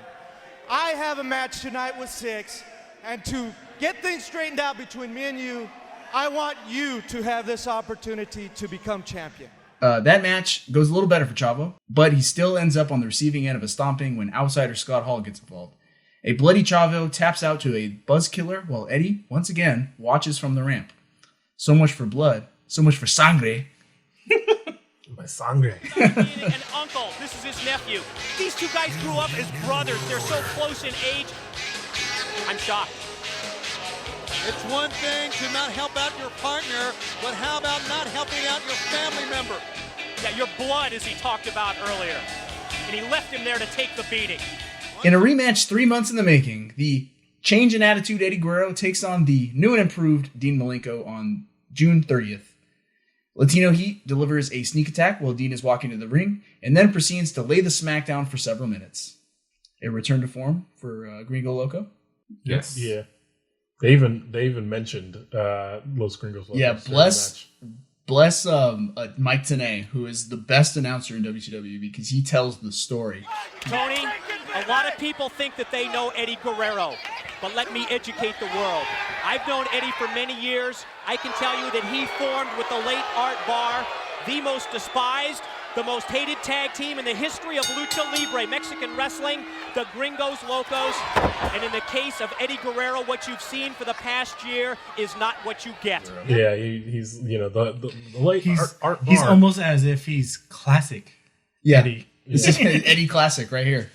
Shout out to the late Art Barr. Yeah. Chavo appears ringside late in the match, which distracts Dean long enough for Eddie to hit him from behind, which also knocks Chavo off the apron and thus win with the frog splash. Oh, he hit hard when he hit Chavo, and Chavo is still down on the far side. Eddie's headed to the top. Patented frog splash on the way. Oh boy, got him. 1, 2, 3. It looked a little strange. It looked as if maybe Eddie did it on purpose. Well, obviously he hit Dean from behind on purpose, but he also seemed to maybe hit Chavo on purpose. It's hard to say. Eddie would say that he did not do it on purpose. In fact, he didn't even know Chavo was there. Yeah, he was just trying to do like a simple rope spot, and then somehow like Dean hit mines with Chavo. The Guerrero boys walk to the back together, but we're left to wonder if Eddie is taking advantage of his young nephew. Why would Chavo be out there if Eddie didn't say, "Hey, come out and help me"? Or maybe just Chavo got so concerned, like, "Oh no, Eddie's losing. I better like cheer him up, be his like ring guy. Like, come on, Eddie, you can do it." If that's the case, then Eddie definitely took advantage of that kindness by putting his nephew in harm's way. Maybe Dean Malenko asked him to be there. Dun, dun, dun. Tinfoil hat on. Plot twist. Is this M. Night Shyamalan? They're connected. Find out. It's like, wait, I'm in the NWO. It's in the same world as Split. Dean Malenko is 6. He just puts a wig on. Morgan Freeman comes out. Have you ever seen 6 and Dean Malenko in the same place? God, we're so flattered. This is the terrible timeline. The darkest timeline. It's not X-Pac heat. It's shooter heat. Well, Eddie, with his arm around his nephew, will walk him out. And I'm sure Chavo, once he shakes these cobwebs loose here, is going to have some questions for his uncle. The uncle-nephew relationship completely crumbles when Los Guerreros take on Vicious and Delicious of the NWO on July 7th. That sounds like a stripper name. Facts. You ain't wrong. That would be Delicious is definitely a stripper name. That would be Male Gigolo, Buff Bagwell, and Scott Norton. Does he still go by Delicious? I don't know. Delicious pie. I haven't researched it enough to know, but I wouldn't be surprised. News at 11. Tag. You can look at your calendar. You can mark the days. It's down to 6 before the world, the entire sports world. He's not tagging him. You're exactly right. Eddie did not make a tag, and Eddie just drops down off the apron. Chavo Jr., he was within arm's reach here. It's time to be a man. It's time to grow up. Chavo is left to the wolves after Eddie retreats to the apron and refuses to tag in, and saying, "It's time to be a man, and it's time to grow up." Latino Heat abandons his nephew and heads for the ring. Just straight up leaves Chavo alone. Classy. Yeah. It's going to be a very common thing he does later on in life. Is that like, has he ever seen that happen before? Did somebody else do that to him or something? Like, yes. In fact, I remember Conan did that to him. There we go. Conan got mad and just let Eddie get beat up. So maybe in Eddie's twisted thinking, he's like, that made me a man. This is going to make Chavo a man. Ooh. There it is. So if his honor, if we are connecting dots, people. Yeah, hurt people hurt people. You're right. But look at this. Chavo giving it his all. Doing everything he can. Chavo 1-2, and he almost won the match. Though he is now essentially in a handicap match, Chavo holds his own for a good while, but the numbers game eventually catches up to him, and he, to Eddie's dismay, eats a pin by Bagwell. Bagwell, this one will be easy. It's over. The NWO wins again, but the story is standing right there on your television screen, fans. So Eddie definitely didn't foresee that. He thought Chavo was going to 2v1. Yeah, I mean, if Eddie's intentions were pure, I don't know. I can't defend this guy. Like, what am I doing here? I think during this match, I was like, Eddie's a real bad guy now. Yeah. Chavo wastes no time confronting his uncle as they are seen brawling backstage later in the night. They're showing some match. They go backstage and Chavo and Eddie are just throwing each other into walls, into trash cans and stuff. Regular older brother, younger brother stuff. Yep. Eddie again tries to offer the, quote, tough love excuse later in the week on Saturday night, but there he is interrupted by his older brother Hector, who tells him that he needs to behave with more integrity. First thing, what are you doing? What are you doing to Chavo Jr.? I'm winning. He's losing. You tell me what I'm doing. Eddie blows off the advice because, hey, doesn't a plate of nephew beef taste better with a side of brother beef? I think so. So how does a double helping of Guerrero v. Guerrero matches sound? It sounds really on good. paper. Yeah. Guerrero family legacy. Brother beef, cousin beef, Mongolian beef. Let's dig in. Delicious. Just Gordon Ramsay, finally some good food. It's better to have good integrity. You threw him to the lions, Eddie. I didn't throw him to nothing. I'm just making him tough, okay? And if you don't like it, hey, look. You do things your way, I do them my way. You want to stand in my way, I'll take you down too. Apparently, blood is not necessarily thicker than water. We'll be back, Hector, I'm sorry, with more Saturday Night. Don't go away. We are back live on WCW Monday Nitro, and here's a match we talked about a lot this past weekend, and we look forward to. It's going to be family member against family member here, guys. The Guerreros. Eddie will meet Chavo Jr. Eddie faced Chavo first on July 14th. Latino Heat struts into the arena, all smiles, sporting a really cool ninja headband. The Ralph Macchio special. Announcer Larry Zbyszko remarks that he, quote, has the greasy look of the New World Order. I mean, he was quite greasy. Okay. I mean, it was the 90s. Have you seen Greasier? I mean, I usually don't remark on the greasiness of people, but my chemistry teacher was pretty greasy. I would say the only wrestler who is more greasy is Roman Reigns. Or more like maybe Raven's flock. Yeah. Yeah, those are some greasy dudes. Some really greasy dudes. Chavo puts on the tough guy face and makes his tough guy walk to the ring. Eddie taunts him, goes does the what do you call it, like jazz fingers? I don't know. Spirit fingers. There you go. Something happened here with Eddie and Chavo. Eddie's even got I hate to say this, Tony, but He's got that greasy look like the New World Order does. Shoves and slaps to start things off. Chavo then takes control with a headlock and a shoulder check off the ropes. Chavo gets ambitious as he attempts a tilt-a-whirl backbreaker, but as we all know, that is Eddie's specialty. Eddie lands on his feet, executes a backbreaker of his own, and our boy is impressed with himself. He's just like, yeah, I did that. Very cockiness. Yeah. Coming out of Eddie. Yeah, and I would even say, along with the cockiness, there's a increased aggression in Guerrero's moveset at this point. A lot more slams, a lot more just power behind. Closed fists. Yeah. A quick sequence of reversals demonstrates Chavo's savvy as he eventually takes Eddie down with a back body drop and a flying forearm. With Eddie on the outside, Chavo dives off the top turnbuckle and connects with a headbutt, leaving both men prone on the mat. The younger Guerrero is the first to his feet, so he slowly approaches his uncle, who is on his knees pleading for mercy. The Los Gringos Locos special, where he's like, no, I didn't mean it. And I'm thinking to myself, Chavo, don't fall for it. Experience prevails as Eddie delivers a surprise slap, but that only angers Chavito, who throws his opponent into the guardrail and then back into the ring. Chavo telegraphs his next move to the crowd as he ascends to the top turnbuckle, which gives Eddie the time to hit the ropes and throw his nephew off balance. So basically, he points up as if he's going to do, frog splash or something. Eddie runs to the ropes, hits it, Chavo falls, crotches himself in the turnbuckle.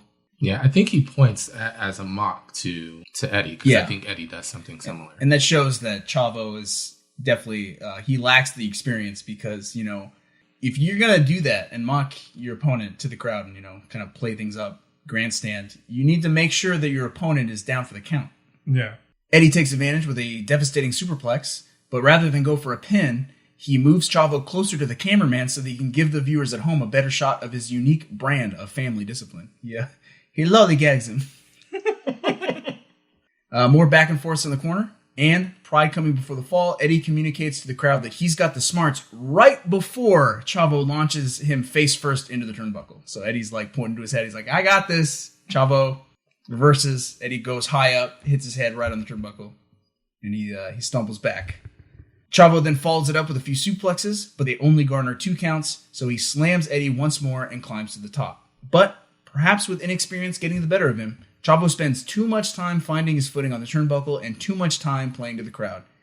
Eddie gets his knees up right as Chavo comes down with a frog splash, leaving Junior vulnerable to a powerbomb frog splash combo. And of course, if anyone knows how to counter the frog splash, it would be this man, Eddie Guerrero, follows it up with a powerbomb. Now he's headed to the top. This looks like it's time for his patented move. Well, if Eddie's trying to toughen up Chavo, this is the way to do it. 1, 2, over. So that happened to Eddie a lot in the early parts of his career. So I feel like it's kind of it's almost like a throwback. Yeah. Where the same type of inexperience is what bit Chavo. And Eddie, being the experienced wrestler at this point, isn't the one making those kinds of mistakes where, back in the day, Eddie lost how many matches early where that we specifically went over where he lost because he tried to do a frog splash and it messed up. It blew up in his face one way or another. Yeah. And he lost the match immediately after. You're not wrong. And if I wanted to give Eddie the benefit of the doubt, I could be like, I can kind of see it's he's teaching him a lesson the hard way. He's teaching him the same lessons that he learned. Yeah, except this is his uncle, not Ric Flair. I mean, it's tough love. Wounds from an uncle can be trusted. That's how it works. Yeah, totally. Eddie Guerrero, I don't know what he was trying to prove here, toughen him up or not. Well, just a lesson in brotherly love, I guess. Maybe so. He always had the experience. Oh, wait a minute. He's not tough enough. What is this all about? Someone please tell me what purpose this is going to serve. This is ridiculous. What is he trying to prove? Before he leaves the ring, Eddie comes to Chavo's prone body to deliver a tongue lashing, a lollygagging, and another frog splash. A little bit of tattletale. But before Eddie can hit his nephew with yet another frog splash, Big Brother Hector comes down to make the save. It's me, Hector. We remarked that Hector is the Luigi to to Eddie's Mario. He comes out long and gangly with a green shirt on. Yeah. It just looks exactly like Luigi. It's Hector time.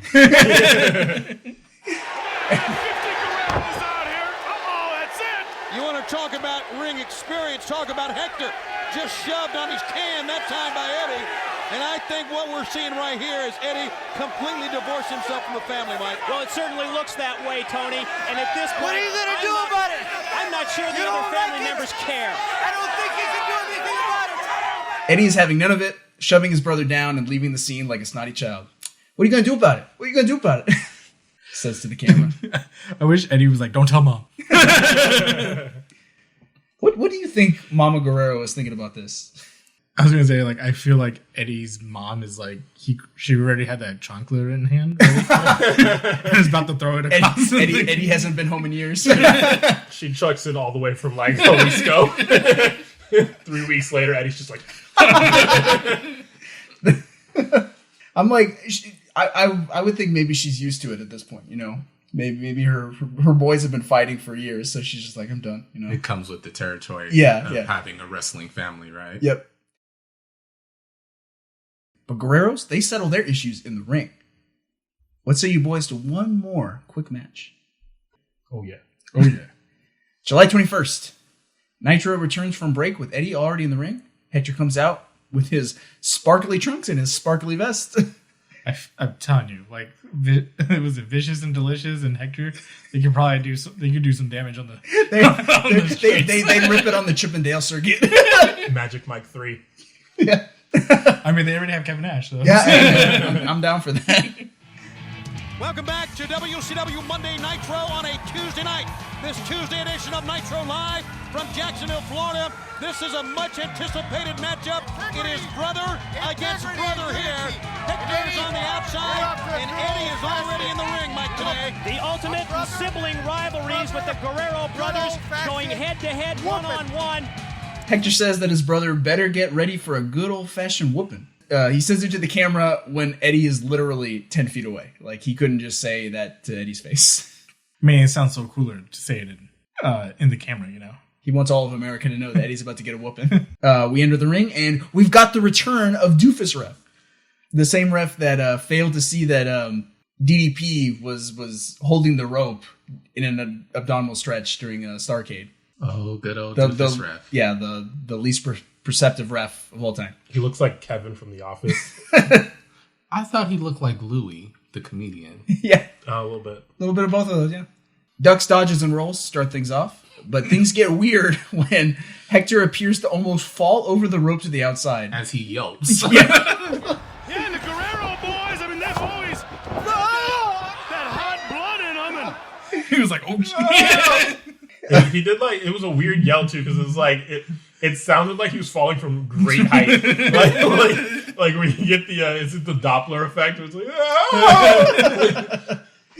like, like Eddie rushes and grabs his feet, and Hector like recovers, catches Eddie with some head scissors and a Hurricane Rana to take him down. And I'm thinking like, okay, either Hector failed miserably and was able to recover, or he was playing possum, you know, like catching Eddie off guard by like screaming comically and looking like he was almost going to fall, only to like catch Eddie with his feet. You know, that's for you guys to decide. I can't say. I want to say it's the second one where it's like we want to think that it was ring rust. Yeah. Oh yeah. Either way, like he did catch himself, so we can give him that victory. But man, that fall was bad. You should just repeat that.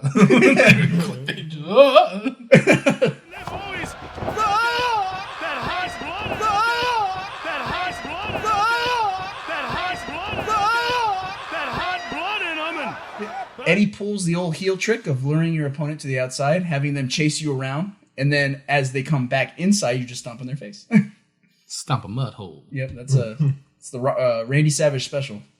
Eddie gloats, hits his Popeye uppercut, and goes for an abdominal stretch. But here it comes. Eddie catches Eddie, and they both go down with the classic Lasertron roll around the ring spot.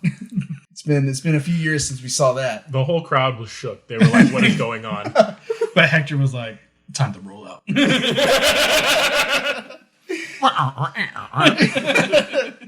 But like I can't even like begin to describe what it was these men were attempting to do that resulted in this thing. Oh, Hector is trying to get Eddie so dizzy that he doesn't know what is upside or what's up or what's down, so he can't kick out. Okay.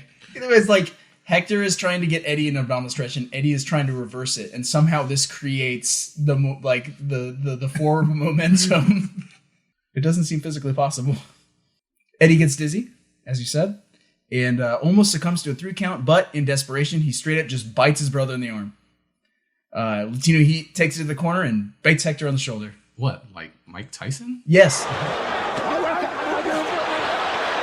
happened here? He got bit, I think. Hector gains momentum when he dodges a charge by Eddie into the corner. He delivers a few uppercuts of his own. I see where Eddie got his moves from, and delivers a superplex. Even after a pirouette splash of some kind, Hector still can't secure the pin. Eddie tries to turn the tide with an eye poke, but Hector answers with another head scissors takedown and a springboard plancha to the outside. It's Doofus Ref's time to shine. Eddie points out something in the crowd which distracts the referee long enough for him to kick the middle rope while Hector is climbing in. That's essentially a low blow. And Doofus Ref turns and is flabbergasted by what he sees. So I'm like, really? He pulled the Marty McFly. He's like, what's that? And the ref is like, huh? A powerbomb is all Eddie needs from there. Even with ample time showboating, Eddie is able to successfully deliver a frog splash and get the win. That's it! He beats Hector. Eddie lollygags over Hector's lifeless body, and what's this? A wild Dean Malenko appears. I thought you were going to say, what's this? Tattletale. That too. I'm just all about that now. Remember, Eddie caused him to lose. The U.S. title, and down goes Eddie. Payback time for Dean Malenko. He may not have the U.S. title, but he's going to take it out on Eddie Guerrero and... What a snap! Malenko with purpose. He's going to put him in the Texas cloverleaf, and he's not going to let go. Dean puts Eddie in the cloverleaf. Finally, Hector gets up and tries to convince the shooter to release the hold. I love how Hector's just like, hey, let go. Just let go. Let go. All right. Dean's like, no, get out of here. Get out of here. You don't want to see this. So why are you defending this man?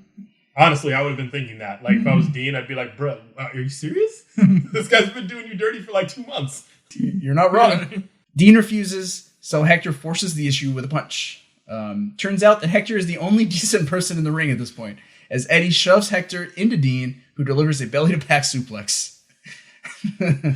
And then, James, you pointed out, like, Eddie, like, blows a kiss. Yeah. He dips out of the ring and blows a kiss to him or something. Gosh, it's so good. Eddie's straight foul at this point. Yeah, that's it. And, and that's all we get as we go to break.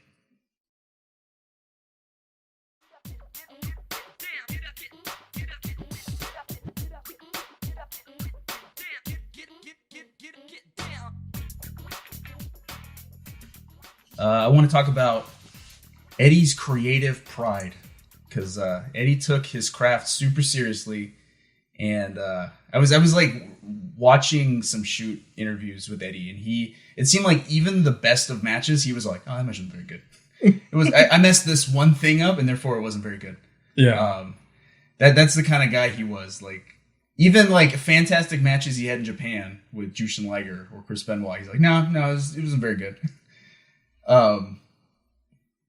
Yeah, he was a bit of a perfectionist. Yeah. Well, maybe not a perfectionist, but he definitely aimed to probably be his best, you know? That's how you get good at stuff, though. Yeah. Like, if you want to be the best, like Eddie wanted to be the best, Mhm. you got to, like... Catch them all. You got to catch all the mistakes. Like, you can't be, going out there and messing up every night and thinking, like, it's fine. You can't be the renegade. You can't be just plain old Rick. No, plain old Ed. He in that same shoot interview, he was talking about working with DDP, and it was like, not only did he want to be the best, he wanted to be the best in what he considered like the the ideal like wrestler role, which is I'm going to call it all in the ring. We're going to listen to the crowd and we're going to adjust. We're not going to prearrange anything. We're not going to put anything together ahead of time. We're not going to script anything out. And that's where he clashed with DDP because DDP liked to script all of his matches out beforehand. And Eddie was like, I don't like that. And I was like, this guy is such a wrestler's wrestler. Yeah. I think I think it's cool to be a perfectionist to an extent, but like to where like he doesn't see the value. I think a lot of times he didn't see the value in himself just because for one little mistake, it still like should have still been like a great match. Like when he was the WWE champion, like the moment that the ratings went down, he thought it was his fault because the ratings were down. And then as a champion, he was like, I can't, like, obviously, I don't think I deserve this belt. So it's like, here, JBL, you need to take it away from me. But it's like, no, you were a good champion. It's probably just like the product was getting stale. Like, it might have been the crappy scripted promos that the writing team gave you. Or the storylines weren't that good at that time. But like, you're putting on great matches and stuff like that. So people love you. Yeah. Appreciated the work, but it definitely probably was like a blessing and a curse. While it probably drove him to, be the best technical wrestler out there, he probably didn't cut himself slack when he probably needed to. You know? And speaking of like calling it on the fly, like calling an audible, as they say, you had an interesting story about Eddie and DDP. At Halloween Havoc 95. Yeah, I think from what I remember, I was reading something where the finish was supposed to be Eddie going over, but Eddie during their feud saw like how over the Diamond Cutter was becoming, and he called on the fly like Diamond Cutter to DDP, and sure enough, DDP at that point was like still like relatively green, I think, as a wrestler. He had kind of just started kind of late in his career, but I think going from that point, once he got over, shortly after that, he turned face, and he was like insanely over those following years. And he owed all that to Eddie. Yeah. And not just Eddie, like, ahead of time thought, oh yeah, this guy's over, I'm going to let him win. It was just like spur of the moment, right then and there at the end of the match. He's like, hey, hit me with the Diamond Cutter. Hit me with your finish. And it worked out. Yeah. So, DDP did become like the people's champ in WCW. Yeah. So I don't know. I respect Eddie a lot for that, but at the same time, it's like he sacrificed his own career for like the betterment of the story at the time. So I don't know. I mean, for WCW, that's a big deal because a lot of people in that company at that time, mainly like Hogan. Nash, they didn't want to they wouldn't make that like sacrifice. Like, it's true. And I think there was an interview with Paul Heyman. I think he talked about like how WCW was going to go under because it was like, oh yeah, because you have a guy who wants to beat them all, you have a guy who just wants to like rake in them dollars. Yeah, and then like you have one guy who just wants to wrestle young people, which was Ric Flair. And like, but you're not building anything for the future. And that's what I think ultimately that's what costs WCW, and that's what's hurting WWE right now.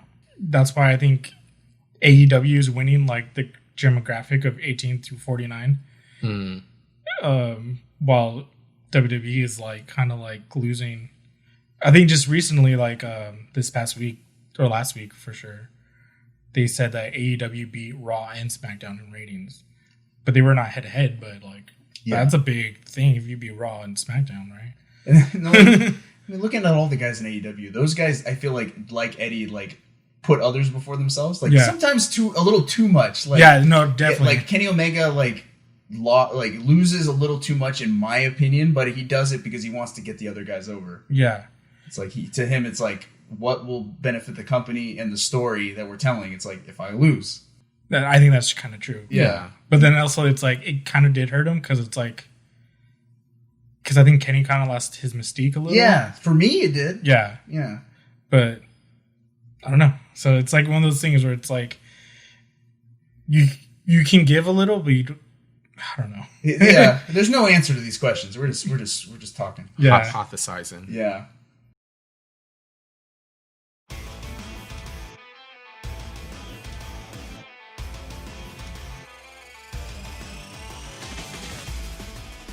Now that the family business is taken care of, Eddie can finally start going after championships again. Mission 1, the Cruiserweight Championship. At Clash of the Champions 35, which was WCW's final Clash event, Eddie faced new Cruiserweight champion Chris Jericho. Le Champion. Champion. You mean Lionheart. Yeah. He looked like a baby boy. Eddie defeated Lionheart with some dirty tricks earlier in the month on Nitro. This was before Jericho won the title, so a repeat victory shouldn't be too hard to pull off. But given that Eddie has alienated all of his friends by this point, it wouldn't hurt to form some alliances as well, right? Here's where things get a little weird. In late July... No, wait. This is where WCW gets WCW. Yes. Real regular. In late July, Eddie starts getting close to US champion Jeff Jarrett. He interferes in Jarrett's title matches to help him keep the belt, and then the two men team together regularly under Deborah McMichael's management. So I asked the question, why Jeff Jarrett? Like, where did this come from? I mean, I think obviously because Jarrett has the belt, and Eddie was like, let's befriend him for a little bit, and then like I'll challenge him later. That's what I thought. I think they were looking to corner the market in the whole like Tex-Mex fusion, and they were going to be like a Tex-Mex like tag team. Los Gringos Locos. Mas Gringos Locos. Pull it off. Okay, thank you very much. Thursday and Nash, Eddie Guerrero and Queen Deborah. Yeah. But yeah, Eddie was keeping his enemies close. He's like, I think he was pulling double duty. He's like, I'm going to go after the Cruiserweight Championship, but I want the US Championship close by so that when the time is right, I can take that too. Or he was Tex-Mex, I don't know. So you can be two-belt Eddie. Eddie two belts. Eddie two belts. I could just be hungry. At the Clash, before his match with Chris Jericho, Eddie ran in during a US title match between Jeff Jarrett and Steve McMichael. Eddie runs in, and he had done this in the past. He grabs the US title belt, and he's going to smack Jarrett's opponent with it. However, when he comes off the top rope this time, McMichael turns, Eddie accidentally hits Jarrett in the head. Eddie does like the Home Alone, like, oh no. Yeah. And then McMichael like just pulls out a win and is the new US champion. I think it's, if you watch that clip, it's like McMichael was like, hey ref, come on. Oh yeah. McMichael is like, this is the only time I can win. Don't ruin this for me. And then James, you asked the question. It's like, did he do this on purpose?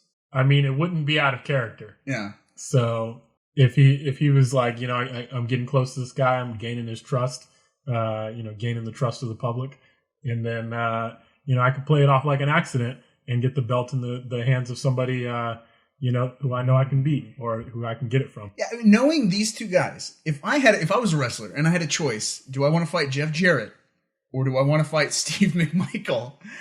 McMongo?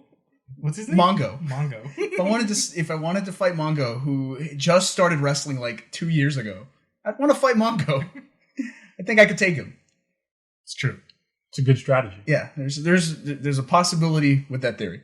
But Eddie can't dwell too long on all of this because he's got a Cruiserweight title match later that night. Guerrero and Jericho demonstrate their mastery of the mat. Eddie tries to play dirty once again, but Jericho fights through the pain and gets a clutch pin to retain the title. He got him! Chris Jericho holds on to the title. Wow, he's right. It was one counter maneuver after the other. Exactly, but one counter too many. It was For Eddie Guerrero. A match. Yes. And Jericho will get the Cruiserweight belt again. The Lionheart, Chris Jericho wins. A disgruntled and a man not finished, Eddie Guerrero, with a drop kick. He may have failed to win the Cruiserweight belt, but Eddie has a backup plan. On the very next night on Nitro, Eddie turns out to be the first contender for Mongo McMichael's US Championship. How convenient. Convenient. Like, I was trying to think through it. I was like, would this have been Eddie versus Jeff Jarrett had Jarrett won the title the previous night? It's like, was Eddie prepared to fight Jeff Jarrett? I think Eddie had a plan the whole time, and that's why he's fighting Mongo and not Jarrett. That's why he's fighting Mongo, yeah. Fair enough. Regardless, Mongo, being very large and a bit of a wild card, puts Eddie away clean with a terrifying tombstone piledriver, which Mongo should not be doing. Eddie's got a lot of balls to take a piledriver from Mongo. Hey, it's like those commercials when like they like start wrestling. It's like, please don't try this at home. Yeah, they were trying to tell you like, don't beat Mongo right here. I like to think that Eddie didn't have a choice. You know, Mongo pile drived him, and that's all there was to it. In kayfabe, that's the way it goes. Yep. Mongo was the better man that night. Sting at the beginning, the retirement of Arn Anderson, the newest Horseman name, and then a tombstone pile driver. 1, 2, see ya! Good night, Mr. Guerrero. It's Betty Bye time. The Eddie Guerrero-Jeff Jarrett partnership lasted only one more tag match. Interference by a vengeful Dean Malenko causes our boys to lose to members of the Four Horsemen. Dean Malenko, who's not really even in a feud with Eddie at this point, just runs in, pushes Eddie off the top turnbuckle, and runs away. It's like, where did this come from? I guess Dean's still like in his conspiracy theories. No, I know it.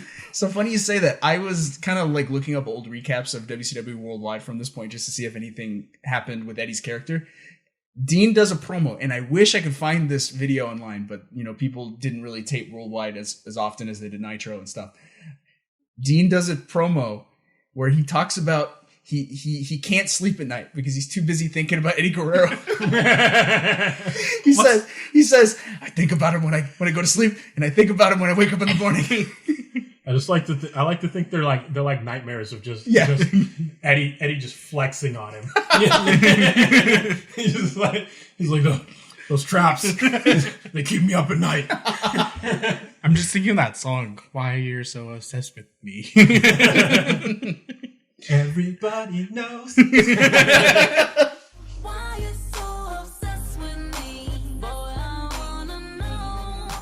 But despite the loss of a match and an ally, Eddie still has prospects. He's got many irons in the fire. That very same night, Eddie interrupted a Cruiserweight title match between his nephew Chavo and champion Chris Jericho. Eddie asserts that he deserves Chavo's spot as number one contender because he gave up his spot to Chavo 9 months ago. It was actually 3 months ago, but, whatever. Who's counting? We are. Now let's get down to business here, okay? Slap him in the mouth. The point of the matter is, shut up! 9 months ago, I gave you the opportunity to be a man and become the Cruiserweight champion. And obviously, you couldn't get it done.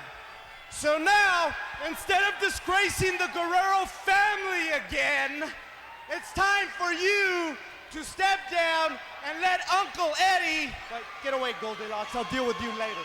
The situation breaks down from there when Scotty Riggs, Prince Iakea, and a gaggle of other cruiserweights come in demanding the title shot also. A gaggle. Yeah. A gaggle of cruiserweights. I like that. I was like, because Eddie runs in and he has a legitimate grievance. Like, he has a reason why he thinks he should be the cruiserweight, or he should be the number one contender. He's like, I gave you a spot. I want that spot returned. So it makes sense. It was like, yes, it totally makes sense. Even though, that spot that he gave him was trash. But yeah, either way, it's like at least he had something to work with. Right. All these other dudes, like, they're just, hey, I want it too. Yeah, it's like, hey, if we're just giving spots away, why don't you give it to me? And it's like, I want to see if you guys, like, who else runs out? Like, because it's a who's who of cruiserweights. Yeah, Ultimo Dragon was on the outside. The ref stopped him from getting in the ring. With Alex Wright. Yeah. They're having polls closed. They were having an international debate back there. Yeah. Thing 1 and thing 2. Oh yeah. They came with Eddie from Mexico. I believe they were the Volanos. But they're just like two random dudes. Super Astro. Astro. That's the wide boy, right? Yeah. Super Coolio. Super Callow. Kidman was there. Young Billy Kidman. Before he gets on drugs. Yeah, it was wild. Look at this. Look at this. We've seen this before. In the midst of all those bodies. Drug time. Eddie Guerrero has put the belt on the face of Jericho. Oh, no. A brawl ensues, but Eddie punctuates the proceedings by hitting Jericho with the title belt and delivering a frog splash. It's like, I'm the star here, is what he says.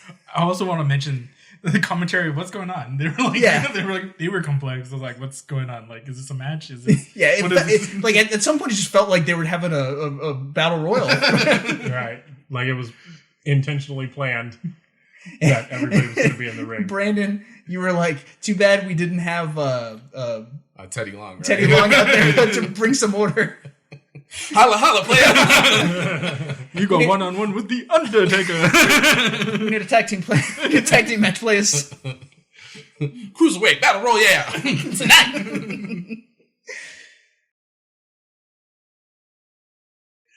It is announced that Guerrero and Jericho will face each other at Fall Brawl pay-per-view at the end of the segment, I guess. And so, like, Eddie wanted the number one contendership, even though he already had a match lined up for later in the month. So he's just playing double duty. He's like, hey, man, I want both. And maybe he was just trying to kind of double his chances, right? Yeah, makes sense. That's the smart thing to do. Yeah. Eddie came up short against Jericho in their last match, so can Eddie redeem himself this time around? David, run us through the action. Ladies and gentlemen, Fall Brawl begins with this one-fall contest for the WCW Cruiserweight Championship. Introducing first the challenger. He's from El Paso, Texas, Eddie Guerrero. All right. So beginning of the match, Eddie comes out first. And we also made that comment that Eddie is looking quite big. He is ripped. He's like bodybuilder ripped. Like he looks like he could be at competition right now. I feel like he could be like a Bruce Lee stand-in. Yeah. Striations everywhere. It's the veins everywhere. Yeah. Eddie is looking huge. Yeah, and like later in the match, Mike Tenay says, this is inarguably the best shape of his career. I'm like, yeah, I can't argue with that. Yeah, and I think they even, noticing in character shift, like I think they've been talking about it, like there's definitely a change in kind of demeanor and attitude in the way that Eddie is kind of carrying himself. And I think that's evident, obviously, in terms of even his physique at this point. Yeah. You know? So... This isn't even his final form. And then Jericho comes out. Pre-dad bod. Pre-dad bod. Pre-Y2J. Lionheart. They get in the ring and they trade a bunch of like arm drags and like headlocks, scissors, takedowns. Mm-hmm. The one thing that we kept pointing out is like Eddie, every time Jericho would do that, Eddie would go to the ref and be like, hey, he's pulling my hair. Tell him to stop it. And he's doing a real good job of like acting it out. So you don't have to hear him saying, I'm getting my hair pulled. You just know based on like his pantomime that he's getting his hair pulled. Like you could tell if you were sitting in the bleachers, that's what he was complaining about. And it's great. Yeah. But yet he's complaining about having his hair pulled. And then he like turns around like 5 minutes later and it's pulling like Jericho's hair. And he's so good that because we're watching this and he starts pulling him. Hey, you're pulling his hair too. And he turns, looks at the camera and says, shut up. Not like, the ref either. He's like looking at the camera telling America, shut up. It's because he knows everyone's calling him a hypocrite. It's going to be tough for Eddie. Eddie now, he's pulling on the hair of Jericho. You can see that. Eddie takes a huge like shoulder blocks. Like once he hit the mat, we were like, ooh. Yeah. Like he bounced 2 feet off. And then Eddie pops up and like gets on his knees and looks like he was trying to hide behind the ref, but the ref was like, hey, get away. Yeah. Get away from me. It's the old Gringo Loco spot. But during the match, Jericho would just work Eddie's arm. So anytime like Eddie would get any like offense in, Jericho always quickly got the arm. They applied like a arm breaker type like submission where Jericho's legs were actually on the side and the shoulder of Eddie, and they just kept pulling. Yeah, and Eddie was kind of like fighting and trying to reverse it. I thought that I liked that kind of fight to get out of the arm bar, I guess. Yeah, because like you see the struggle, and it was like you see the back and forth. I don't know. It was very realistic. I give you that. Like I think in so many ways, like Eddie can be such a like high flyer, right?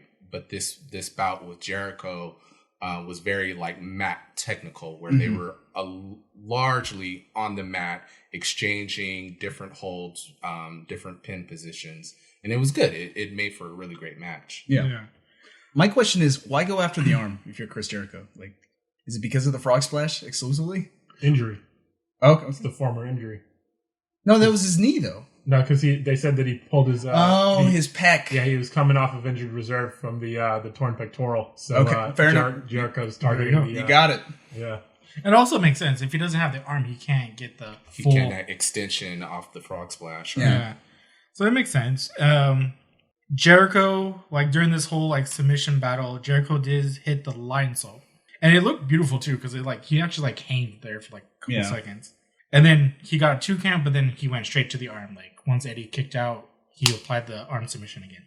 Eddie fights back by hitting, like he reverses it and he gets on top of his feet, and then he jumps out onto the bottom of the apron, and it hits Jericho on the top rope, like pretty much hanging, like reverse hangman style move. Eddie then hits a drop kick.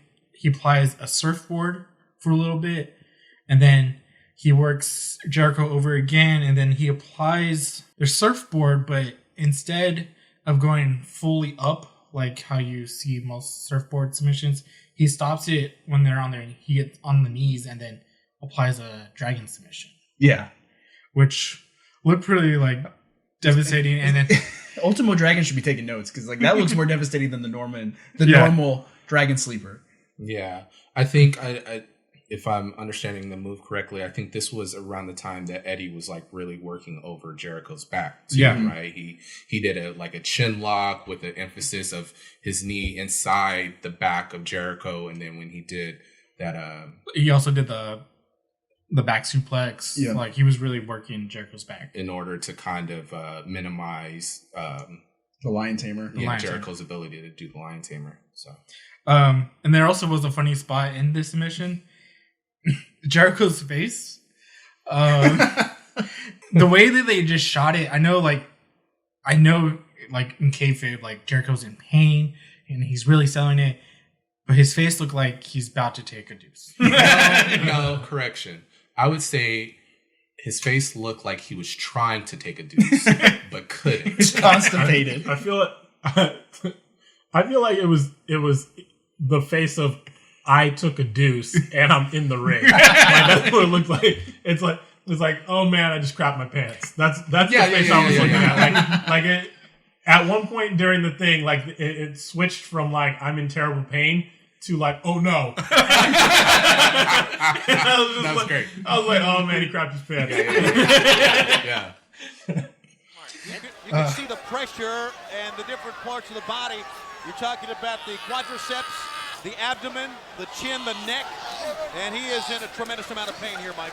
Eddie then hits Jericho with a European uppercut, and I really like how like Bobby the Brain Heenan was like, oh, dude, like this is the best, the best uppercut in the business. Yeah, he does it so quick.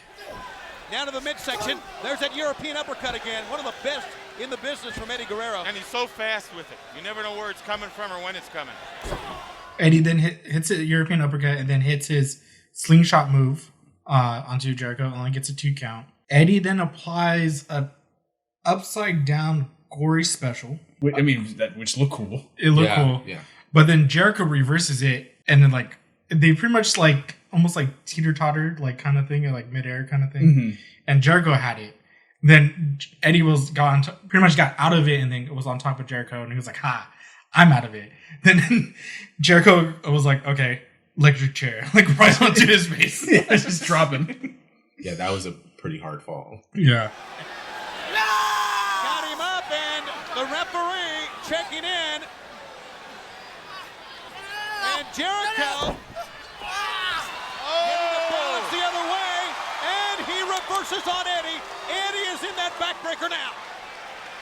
And Eddie, how about that? Whoa! He pancaked him. That'll change your expression. So then Jericho puts Eddie into a powerbomb situation on the apron, but then instead of just hitting the powerbomb on the apron, Jericho just kind of tosses Eddie onto the top rope, and then Eddie hits the top rope, and then like they both tumbled onto the outside and like kind of like take a rest. I thought this was kind of like low key but clever. Like Jericho falls first, lands kind of head first or neck first into the guardrail.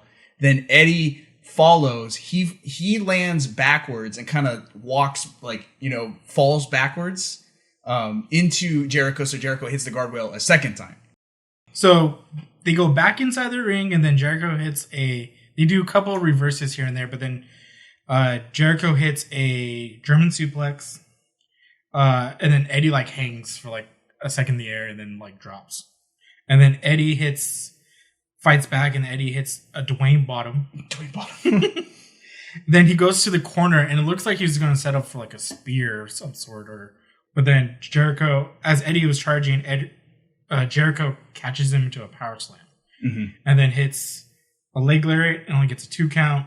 Then Jericho hits a double powerbomb, so he hits the first powerbomb and then muscles his way. Deadlifts him up. Deadlifts him up and hits second one, then deadlifts him up again, but this time he is going to put him to the top rope.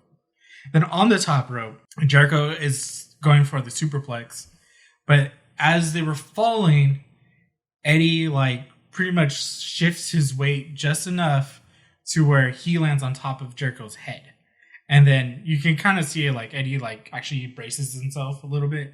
His hands dig into Jericho's chest, I guess, or neck? In the mat. On the mat, he hits the mat with his hands to break his fall. When I watched this the first time, I thought, did Jericho's back give out? This is the culmination of Eddie's work on the back. He couldn't do a full superplex, and Eddie was able to. Yeah, maybe a combination of both. Yeah. And then Eddie gets up and then hits the frog splash and gets the 1, 2, 3.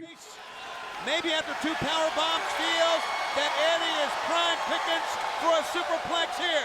Let's see. Can Guerrero counter? Up, he can. Oh my goodness! It was Jericho that hit hard. Jericho's hand landed first, enabling Eddie to get up top. Frog splash. Does he have 1, 2, yes. Yes. We've got a new Cruiserweight champion. And then the new Cruiserweight champion is Eddie Guerrero. Eddie is le champion. Where's the bubbly? He's the best. The best.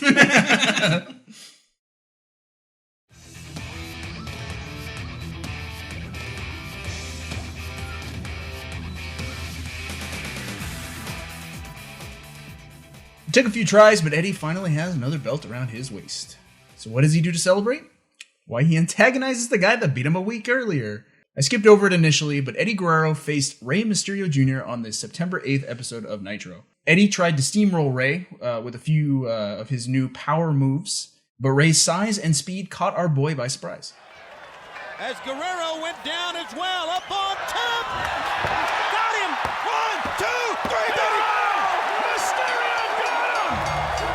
So, in what I presume to be retaliation for the loss, Eddie, newly acquired belt in hand, initiates a lollygagging after a match between Rey and Silver King on Nitro. I saw what you did there. Thank you. Mysterio doesn't waste time tattletaling, though. He just hits Eddie with a senton and moves on. Just gets out of there. We already have tension. We already have animosity. We've had 2 episodes of it. We've got more going on here. It's all about competitive pride, it seems, but these two men do have a bit of history, and something else might be going on behind the scenes as well. Parentheses, in kayfabe. The Guerreros and the Mysterios have a long family history, with Eddie's dad, Gory, having been friends with the original Rey Mysterio. Actually, in episode 1 of Keep Kayfabe, we watched a tribute match to Gory Guerrero that featured all of the Guerrero sons. And right before that match, there was a heartfelt speech by Rey Mysterio Sr. In AAA, Eddie and Rey Mysterio Jr., who had inherited the name from his uncle, shared the ring a handful of times. They weren't always on the same side, but I never got the impression that there was any animosity between them. Between the ropes, it was all business. Their encounter in September 97 was actually the first time that Eddie and Rey had met mano a mano. And to me, it's pretty interesting that Rey went over. Rey beat him. I think maybe Eddie, with his current disposition, was taking Rey for granted. He thought Rey's size wasn't going to stand up to his own, but Rey proved him wrong. Anyway, the next chapter in their rivalry takes place September 29th as Rey Mysterio faces an unknown luchador named El Caliente, which in Spanish means the heat. Yeah. I get it. Another masked luchador from Mexico here is putting Mysterio's El Caliente is his name, we understand. Who? Mike, why didn't you... No one has ever heard of him, but he does have a familiar build and a familiar moveset. It's Eddie. Is it really? Yeah. Wow. What? Oh. I thought it was just like Super Smash, where it's like a copy. it's an Echo Fighter. Yeah. Echo Fighter. Nigga Eddie. El Caliente attempts to manhandle Eddie and even attempts to remove his mask. Mysterio gets the better of his opponent and does the same roll-through pin that he beat Eddie with. Rey Mysterio Jr. up on top. Oh, he's so agile. Look at Oh, this. my! Incredible. 1, 2, 3 beating. They beat him. He's yanking the mask up. He's yanking it. He's gonna take the mask off, and let's see if he can get it off. If he does. I don't know. I mean, at this point, right, the crowd's cheering Eddie sucks. Eddie sucks. The jig is up. Caliente is like, to his, like the chants are to his dismay because he's just like, no, stop it. And the announcers know. Everyone knows it by this point. Rey takes the win, rips off the mask to reveal the face of Mr. Guerrero. I will say this match was really fun because halfway through the match, obviously the crowd at that point knows this is Eddie Guerrero in disguise. And Eddie is trying to still play it off like it's not him. So there's a point where he hits Rey hard. Rey is lying on the mat, so it looks like he's ready to do a frog splash. Eddie makes his way to the turnbuckle and then like thinks about it for a second. He's like, oh no, that will give it away. So he like turns back and starts doing something else. He thought better of that idea. Yeah, this is good stuff. He didn't realize that he has a very easily identifiable build at this point in his career. Yeah. There's like not another dude in WCW who's that ripped. Yeah. Eddie Guerrero has lost to Rey Mysterio Jr. And my goodness, what if that cruiserweight belt would have been on the line? So anyway, why is Eddie doing all of this? Why is he purposely going after Rey Mysterio? Is it just he wants to prove that he's the better man? No, I don't think it's that. I think it's like, oh, you beat me once, but I'm going to show you can't beat me twice. Yeah. Or beat me 3 times. I think or 4 times. the reason he's given, he gave him the first match was like, it's like, oh yeah, we go way back. Come in the ring with me. And he expected to beat him because like, he's like 8 years older or however many years older he is. Yeah. And he's 8 inches taller. Yeah, he's taller, he's bigger. He probably, when they were younger, always won their matches. Yeah. So he comes in and gets beat, and then he's like, "Oh, hold up." Obviously, that was a fluke. Yeah, right. And then he's like, never seen that move before, didn't see it coming. I'm used to being the smaller guy. So when he like rolls through his legs and all of that nonsense, he's like, never saw that coming. So he gives him another, he's like, he's like, I wasn't ready for that. Yeah, I wasn't ready for that, right? And then he goes back in with a mask on, so he could beat him, masked, and then pull the mask off, like, it was me the whole time. Yeah. So, but then he loses when he's dressed up as El Caliente. Eddie has already won the Cruiserweight title from Jericho. So I was thinking the reason he wants to fight Rey in a mask is because he needs more ring experience with Rey in order to like really, he knows that Rey has his number.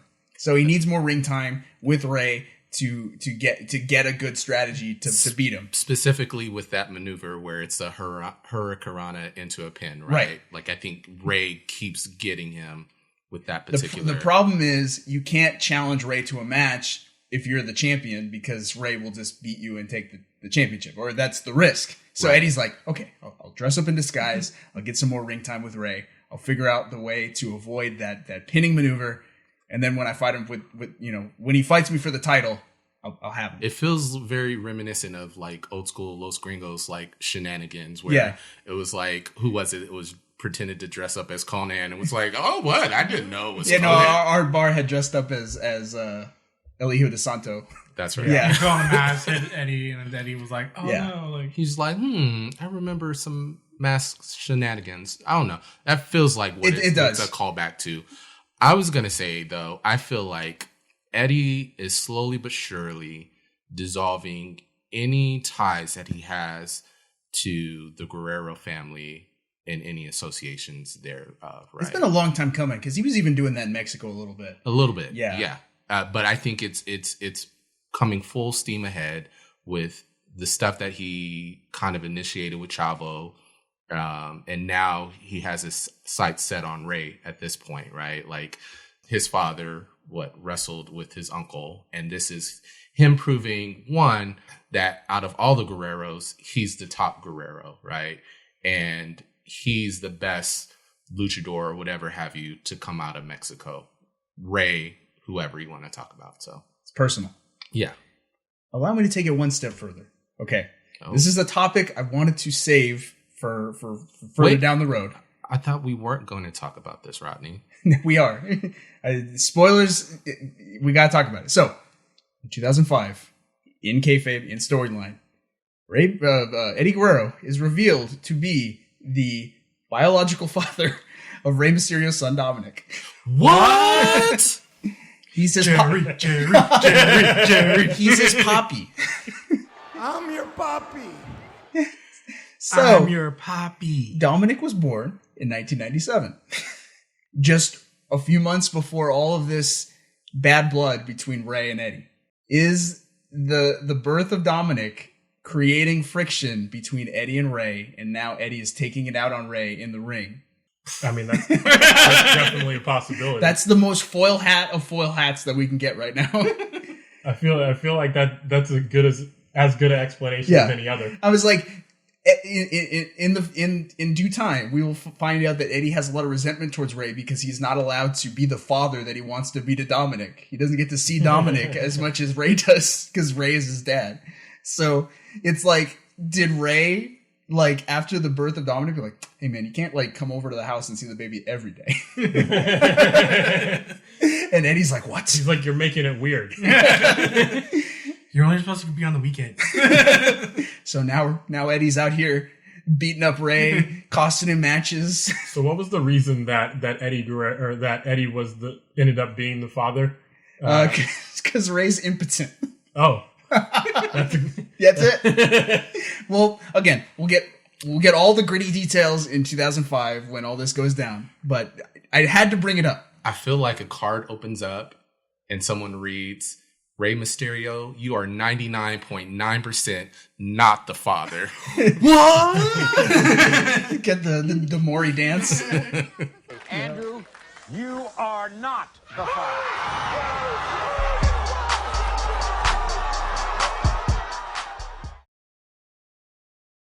The only way to settle the score is for Eddie and Rey to have a match at the next pay-per-view, Halloween Havoc. And it won't just be any match. It'll be a mask versus title match at Lucha de Apuesta. Eddie gets one last cheap shot in before the big match, costing Rey the television championship in a match against Disco Inferno. I think perhaps, I don't know all the rules for a Lucha de Apuesta, but I would assume that if Rey had won the title, he could have wagered that against Eddie's title rather than his mask. Title for title match. But that's just not the way it goes. It'd be a better bet for Rey. Well, it'd be a better bet for Eddie. both of them. Oh yeah, I guess you're right. Because Eddie could be 2-belt. Right. So. Yeah, Eddie 2 belts. That's what he wanted. But I think if we go back to the whole, like, I can't see my son, then it becomes personal. So Eddie is like, no, I want the mask now. Yeah. Like, I want So this he mask. costs Mysterio the title match so that he's like, no man, I'm taking your mask. I'm showing the world who you are. Are you guys ready to witness history? Their Lucha de Apuesta at Halloween Havoc is widely regarded as one of the best matches of all time, so let's take a look and see if we agree. Mysterio comes out first, dressed in a unique purple onesie. Very. It's ugly. I wrote that he looks like Majora's Mask. But, like, Brandon, like, blew the lid off. Like, he knew exactly what he was dressed up as. Yeah, the Phantom from the 1996 movie, The Phantom. Yep. You're like, shout out to the Phantom fans. You look it up and it's like, yep, that's what he was. Shout out to you, Billy Zane. I was like, how many Phantom fans is there? I am one. He's like, we have a convention every year. There's 6 of us. Now, Rey is a big comic book nerd. It's clear that's what he was going for. Swag Eddie takes his time shuffling to the ring, belt around his shoulder like Roman Reigns. Eddie expresses disdain toward the fans and toward the situation, frankly. Mike Tenay, the announcer, does a good job establishing the stakes for the match, explaining that the mask Rey wagered is more than a means to hide his identity. It is his identity. Mysterio, consummate babyface, gives a secondary mask to a kid in the front row.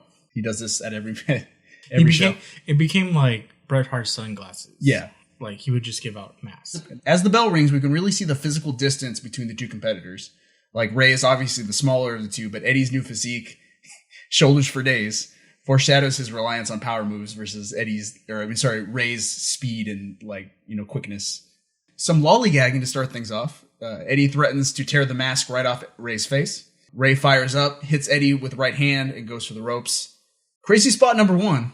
After springboarding into Eddie's arms, he weightlessly orbits around and brings him down with an arm drag. And the crowd is like super impressed. I think back to 1994 in the When Worlds Collide pay-per-view.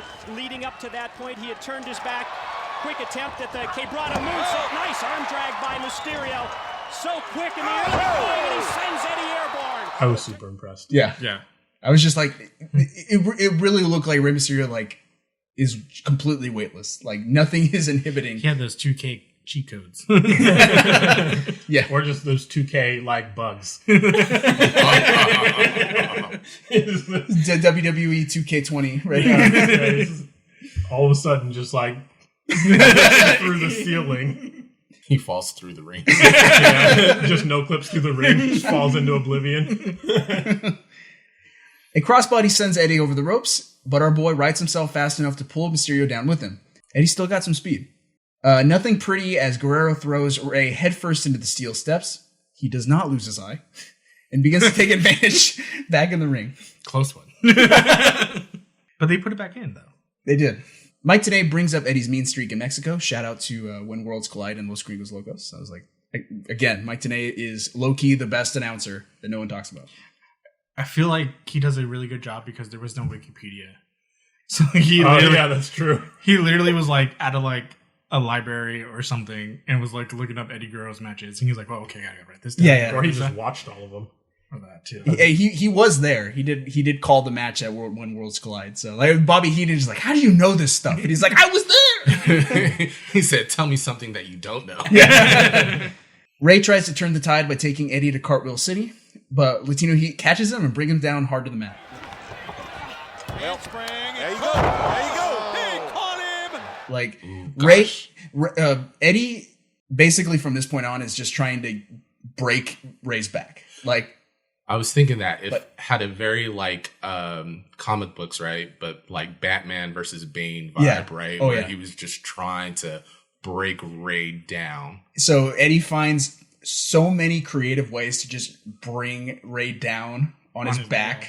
So he does like the trademark tilt-a-whirl backbreaker, and Ray for some reason when Ray takes it, he comes down so fast and hard. It's like his weight is just like a wiffle ball. Yeah, boom, down.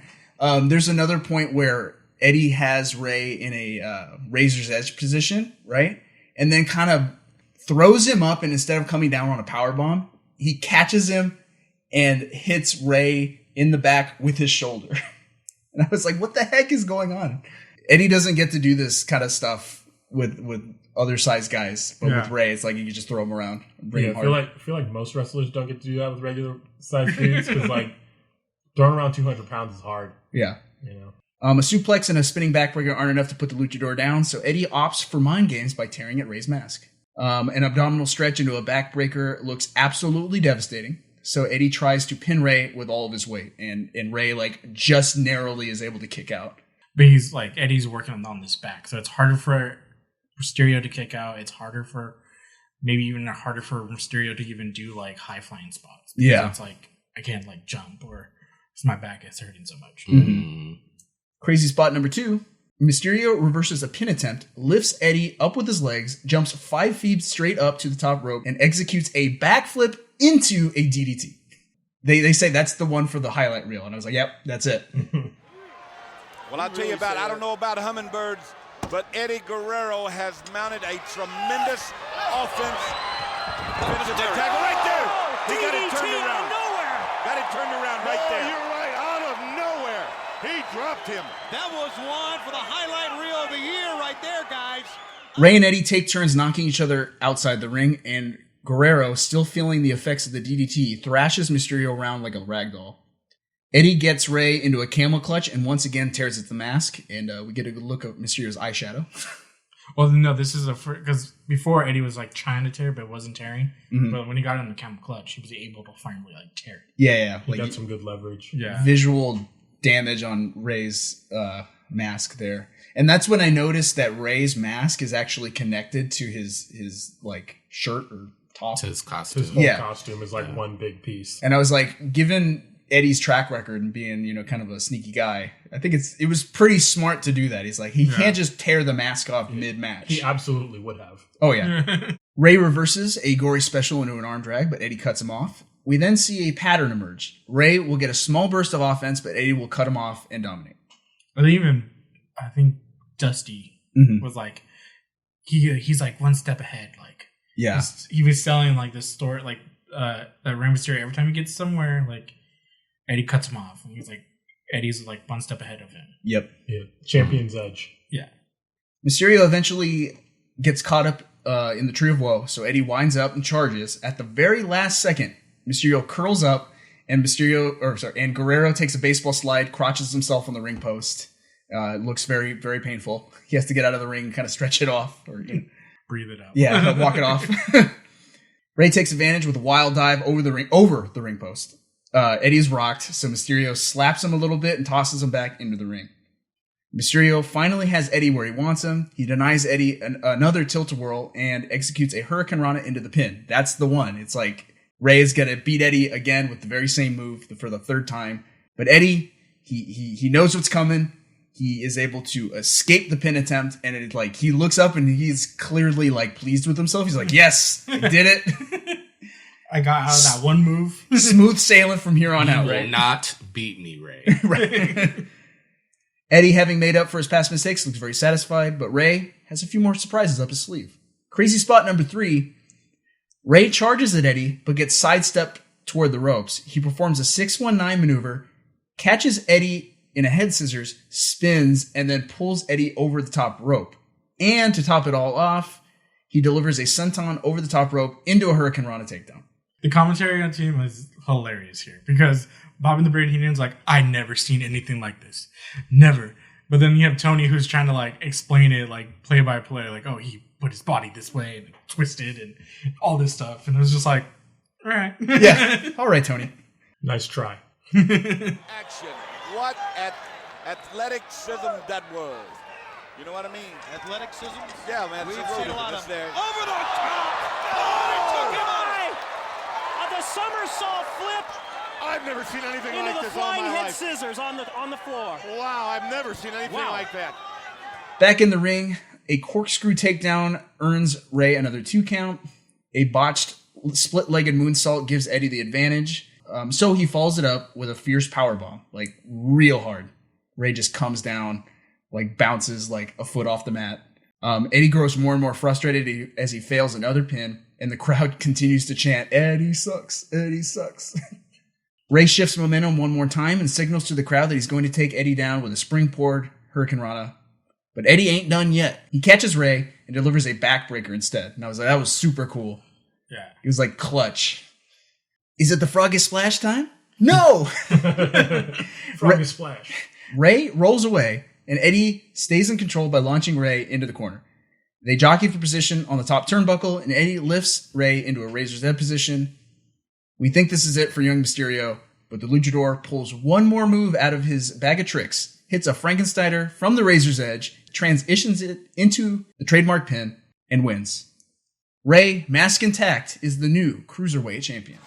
From the opening bell, both men pushing their abilities to the limit here.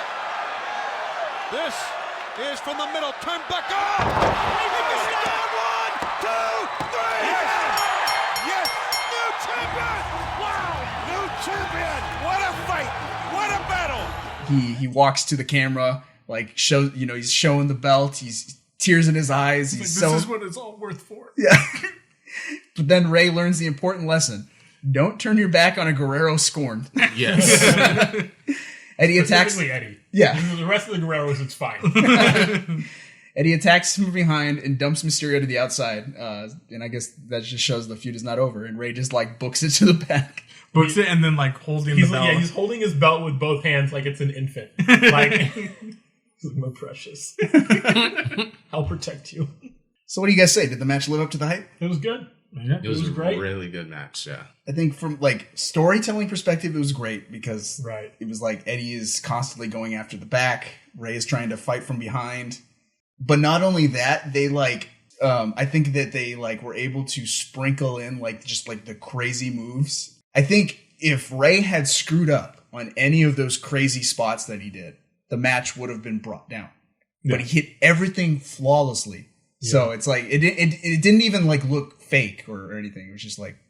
And looking back at it, like this is what 10 years now, like 20 something, 20 years. Like it still holds up. Oh yeah, like it's not like when you go back and watch like a Hogan match. Like it's still entertaining. It still has its spots. You still like freak out. It's like, oh my gosh, like they were pulling moves like that off in like the 90s. Like it's crazy. And the narrative around it's great too. Right. Yeah. You know, so you're excited for the match before the match starts, and then the match is great. And both guys are playing their roles perfectly. It's like right. This really is one of the best matches of all time. Yeah. We all witnessed that Nitro charade when he was the masked El Caliente, but I think a lot of people don't realize that years of his international experience came under the mask. He wrestled as Black Tiger in Japan. Mike Tenay did it. He forced our hand. During the Halloween Havoc match, he outed Eddie as Black Tiger. I had done my due diligence. I tried my best to find any reference to Eddie as Black Tiger before we started, and I couldn't find it, but here it is. Stupid Tony. So, I guess that means I'll need to list off Eddie's achievements under the mask in New Japan Pro Wrestling. So, let's get this over with.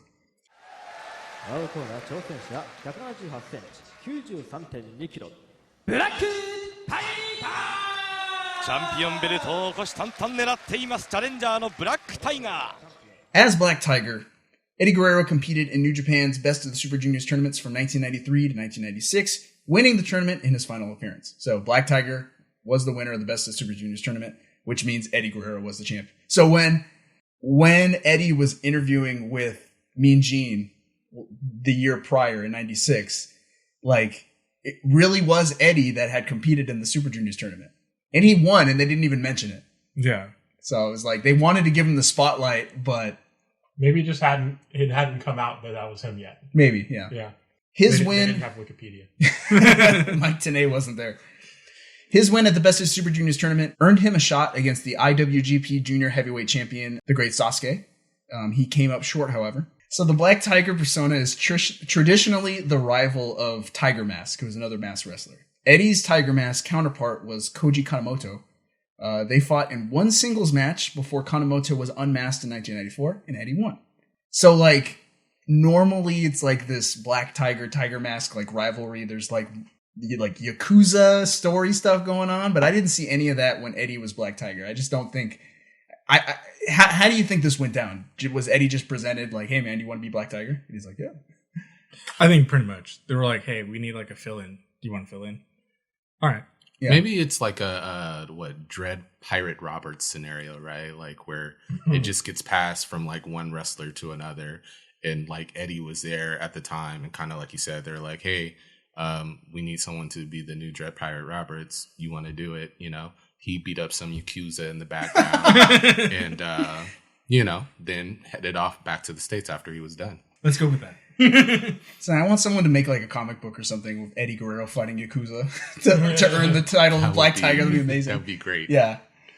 So anyway, that clears that up. It's clear that even after Rey Mysterio's decisive win at Halloween Havoc, he and Eddie Guerrero are not done with each other. On the November 3rd episode of Nitro, Eddie and Ray were on opposite corners in a tag match. Ray's partner, Steven Regal. Oh, me? What? Yeah, just out of nowhere. Yeah, he was just there. Lord Steven Regal? Lord Steven Regal. Eddie's partner, Dean Malenko. That was actually going to be, like, I was on my top couple list. What's the definition of insanity? Trying the same thing over and over, expecting different results. So Dean Malenko's out here teaming with Eddie Guerrero, expecting a different result. Nope. Eddie and Dean are not friendly in the match at all. I think they were either thrown together or begrudgingly teamed up because both were in contention for Mysterio's title. Malenko had actually lost a Cruiserweight title match the week prior. I wouldn't put it past Eddie to be like, oh yeah, dude, I'll team up with you for the tag team, and then like try to get him hurt. It's like, no, but there was no playing. Like both men were just like, this guy. I hate your guts. And here goes Eddie up top. He may be going for his patented frog splash here because, well, wait a minute. Wait, Malenko tagged and ran in. Malenko tagged himself in, and he's going to look at the expression on Eddie Guerrero. He's going to put the cloverleaf on, and Rey Mysterio Jr. taps out. Malenko steals the winning maneuver from Guerrero. I think Guerrero comes down with the frog splash, but Dean runs in, pulls Eddie off, and takes the pin. Yeah. But technically, he was not the legal man. It's WCW, man. Eddie gets his rematch with Rey the following week on Nitro. It's non-stop action until Eddie pulls out a surprise win by dropping Rey neck first onto the ropes. A frog splash is all he needs from there to regain the Cruiserweight title. The frog splash from Eddie Guerrero. That's his move. He covers Rey. 1, 2, 3. Yes. Oh my goodness, new champion. He wasn't going to beat him 4 times in a row. Guerrero made sure of that. And who would run out immediately to demand his title shot? Jericho. No, Dean Malenko. Wait, weren't they just tag teams? Yep, and a week later, now they want to fight each other for the title. Sure. Nothing's planned out. It's just whoever can run out to the ring first is the number one contender. Makes sense, because that's why it's everyone was like, hey, wait a minute. I want my title shot. That makes sense for the cruiserweights. Then. Right, exactly. That's what you're saying. Yeah. That's Dean took notice. He's like, all right, man, I'm ready. They do have their rematch. Dean comes out looking like a broken man. Not necessarily in the ring, but in disposition, he just looks just dead inside. It's this is my life, to fight Guerrero in perpetuity forever. Dormammu, I've come to make a deal. Just imagine Guerrero, I've come to make a deal. That was good. A belly-to-back suplex off the top rope leaves both men laying, resulting in a double countout. I guess we'll have to settle this in Guerrero Malenko 53. I did legitimately count every singles match they've had together. This was 52. Disgusting. Out of kayfabe, though, I think this is a testament of just how great these two guys were as wrestlers, right? That you could just always kind of put them together, and they were going to put on a really good match. Yep. It is announced that Guerrero will face Mysterio once again at World War III. Rey almost rolls up Eddie with the same Hurricane Rana maneuver, but Eddie kicks out at the last millisecond.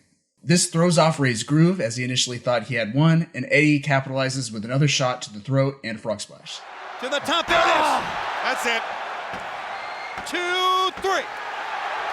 Ladies and gentlemen, your winner, it's still WCW Cruiserweight Champion, Eddie Guerrero. That's a clean win. Eddie's still the champ.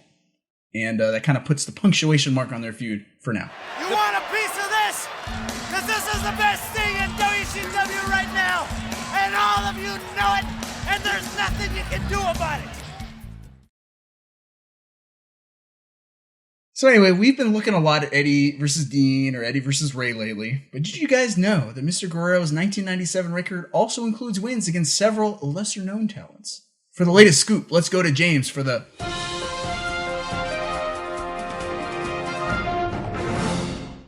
So we got a bunch of jobbers, 6 of them, to be precise, that Eddie beat over the course of that year-ish. We're going to start with a man named Devon Storm. Is he related to Landstorm? I don't know if it's Devon Storm or Devon Storm. Ooh, Devon Storm. Testify. Better. And you might know him as Crowbar, maybe. But they fought in a match that was in some extremely small venue that was attended by 8 people. And I'm watching this match and I'm sitting here why in the world is Eddie Guerrero at this match? This man is the champion. Then we got a match against Lasertron, who is a futuristic wrestler from another planet, who is definitely not Hector Guerrero. Tag gimmick suit. Definitely not. I watched a promo where he talks to an announcer in Spanish, and the guy's like, "Oh, we have a wrestler who's arrived here from another or from outer space." For real? This is real. Yeah, this is real. And he's got something to say to the kids, and then he gives the mic to Lasertron, and Lasertron basically just sits there and tells the kids, like, hey kids, this is Lasertron, make sure you don't do drugs. I'm like, this is the highlight of this man's career. So Eddie's fought Lasertron in the past, and this just makes it all the better. As far as until we're proven otherwise, Lasertron is from space. Yeah. And then we got PSA announcements until Tony figures it out. Mike Tenay will spoil the spoil the whole thing. Yeah, I'm gonna find out that my Spanish translation is wrong. Mike Tenay is gonna be like, well, actually, but next on the list we got Jumping Joey Maggs, whose first Google photo is currently a photo of Sid Vicious, who mercilessly pummeled Maggs in a Clash of Champions, Clash of Champions 14. We got Bobby Blaze, who was trained by Dean Malenko, and he is a man whose greatest accolade may be beating the Renegade on Valentine's Day in '98. Like literally, when he wins the match, they say this is the biggest win of his career. That says a lot. Oh my god! This is like when the Renegade's not like anybody anymore. The Renegade is also a jobber. At this point. This is when the Renegade is trying fruitlessly to beat Goldberg. Right? Yeah. That's the man he beat. Then we got Julio Sanchez in a throwback like AAA style match, and you can watching this match. You can see how good Eddie is, and like he just makes so few mistakes. Like the other guy's good, but like and they put on a pretty good match. But you can just you watch and you see Sanchez making mistakes and like being late to spots, and Eddie's just like come on man, you're messing with me. It was like a 6-minute match, and Eddie wins that too. Then we got Louis Spicolli, who's actually a former. Sounds like a nice guy. He's a former Gringo Loco. Yeah, he's a former member of the Los Gringos Locos, and he was known as Madonna's boyfriend. Yep. And he's also famous for making an Oklahoma City bombing joke on national television because he thought, joking about terrorist attacks 2 years after they happened is a good idea. Who knew? Who knew? Yeah, who knew people wouldn't like that? Who knew? It's like, obviously not Louis Spicolli. Yeah, it's like it was like 200 dead, 600 something injured, and he thought, yeah, man, like I'm gonna joke about this. It's a good idea. Jumping back into storyline for a second, like Brandon brought up the theory that Eddie is trying to basically burn every bridge he's earned, like over the course of his career, and here he is beating Louis Spicolli, a former partner, and his brother. No, Spaceman. Oh yeah, my bad. Lasertron. My bad. Yeah, Lasertron is not related to Hector Guerrero. That has been stricken from the record. Retraction. And that's the end of the Jobber Report. Back to you, Rod.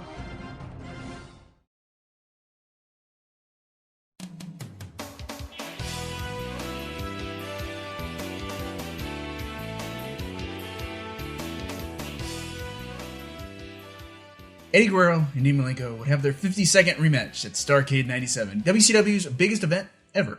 There were a few run-ins and tauntings in the weeks leading up to the event, but nothing we haven't seen before.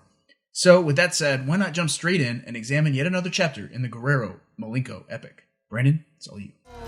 Eddie Guerrero will make his way to the ring. Here he comes, the WCW Cruiserweight champ. We're going to open up with a tremendous matchup between two great cruiserweights.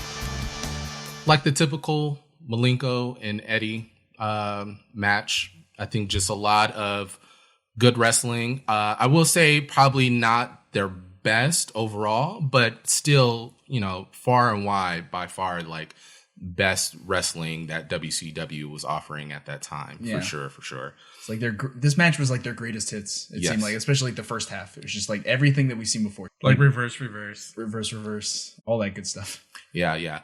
I think it was interesting because I felt in terms of character work, right? Eddie felt very much in heel mode at this point, like full on, where I think as we talked about earlier, like there was this kind of slow burn into a heel and, he's walking that fine line. I think his attitude as he comes down the ring to the shenanigans that he pulls where he uses the ref immediately as a shield against Malenko. You know, he goes on his knees, reminiscent of, you know, the Los Gringos days, and, you know, runs to the outside, you know, and doing just some really good heel work, I would say, in terms of the match. When things were getting too heavy, too heated, Eddie would retreat to the outside, let things cool down. Literally call for a timeout. Until, you know, the opportune time, right? Where, you know, at one point, Dean's back is turned and Eddie's on the outside, and he kind of creeps stealthily and clips Dean's, you know, knee with like a spear or whatever. And Eddie Guerrero and Dean Malenko giving it their all here in the opening bout for the Cruiserweight title. Look, and Dean Malenko has a little added incentive in this matchup. His wife gave birth to a daughter on Christmas night. It's the first child for the Malenkos. Larissa is her name. Wow, what a shot right there. Go ahead and kiss my foot and I'll kick you right between the eyes. So a lot of those shenanigans, I think he goes so far as to kiss Dean's feet, which was really awkward. Literally kisses his foot, like crawls up. Please don't don't hurt me. The build up to that is great because like Dean knows Eddie so well by now. Like he knows, like, so Eddie gets on his knees and he's like pleading, like, please stop. And Dean shrugs, deep exhale, rolls his eyes. He's like, come on, dude. I've seen this a million times. This is literally like 50-second rematch. Yeah, it's like he's like, I don't need this, and Eddie's like, no, I'm sincere this time. I mean it. I'll kiss your feet. I'll kiss it. I'm like, what the heck is this? Yeah. So, you know, Dean looks so tired. He looks very tired. Like, I don't know. You know, the announcer said that, you know, he just had a baby, and so maybe like he's staying up all night with, you know, little baby Malenko. No, the truth is he stayed up because he can't stop thinking about Eddie Guerrero. He's losing sleep over Eddie Guerrero. Over Eddie Guerrero and Eddie Guerrero's traps. He's like, man, those traps. And then like he's losing hair because he's like, oh, I can't sleep. Like Eddie's everywhere. And I see Eddie in the mirror, like the Ultimate Warrior, like Hogan. But it's Eddie. And Eddie actually starts like making fun of Dean's bald spot, or his receding hairline. He's like, look at my head of hair and look at yours. But in terms of the match, I won't go into too much detail because, again, you know, very much reminiscent of a typical Eddie Guerrero and Dean Malenko match. You know, Eddie is definitely utilizing a strategy I think that he used earlier on in the year, the last time he fought Malenko, and just really working over Malenko's leg. Like I said, clipping at it.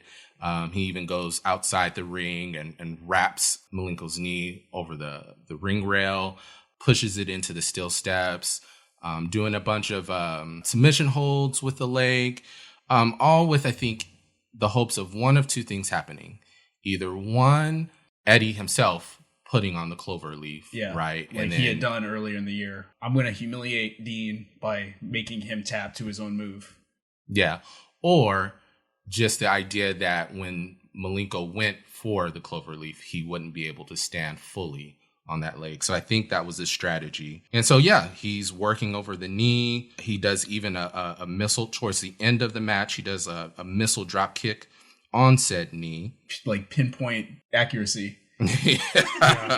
Essentially, after that drop kick to the knee, Eddie goes for the signal to do the frog splash, the froggy splash, and does it right onto the knee, getting the 3 count, and Eddie wins. That's all she wrote. Yeah. Eddie up on top. It's the frog splash. It's the frog splash on the knee. And he covers it for 1, 2. He is still the Cruiserweight champ. Let's go to David Pinzer. Ladies and gentlemen, the winner of this match, and still WCW Cruiserweight Champion, Eddie Guerrero. And Eddie is finally the better man. Yeah. Like, I mean, with the feud, the rivalry is starting to wind down. We'll see them fight again, but I think this is kind of like, this is it. I think Eddie edged out, like he's now 72 to Malenko's 15. Yeah, so. Whatever it is. You want some of me? Come and get it. In most cases, this would mark the end of our episode, but something very interesting happens on the next night on Nitro in a match between Eddie and Luchador Ultimo Dragon. Now, Dragon has really just been a blip on Eddie's radar until now. They've had a few matches before this throughout 1997. I know Brandon's watched a few of those. Yeah. Any takeaways?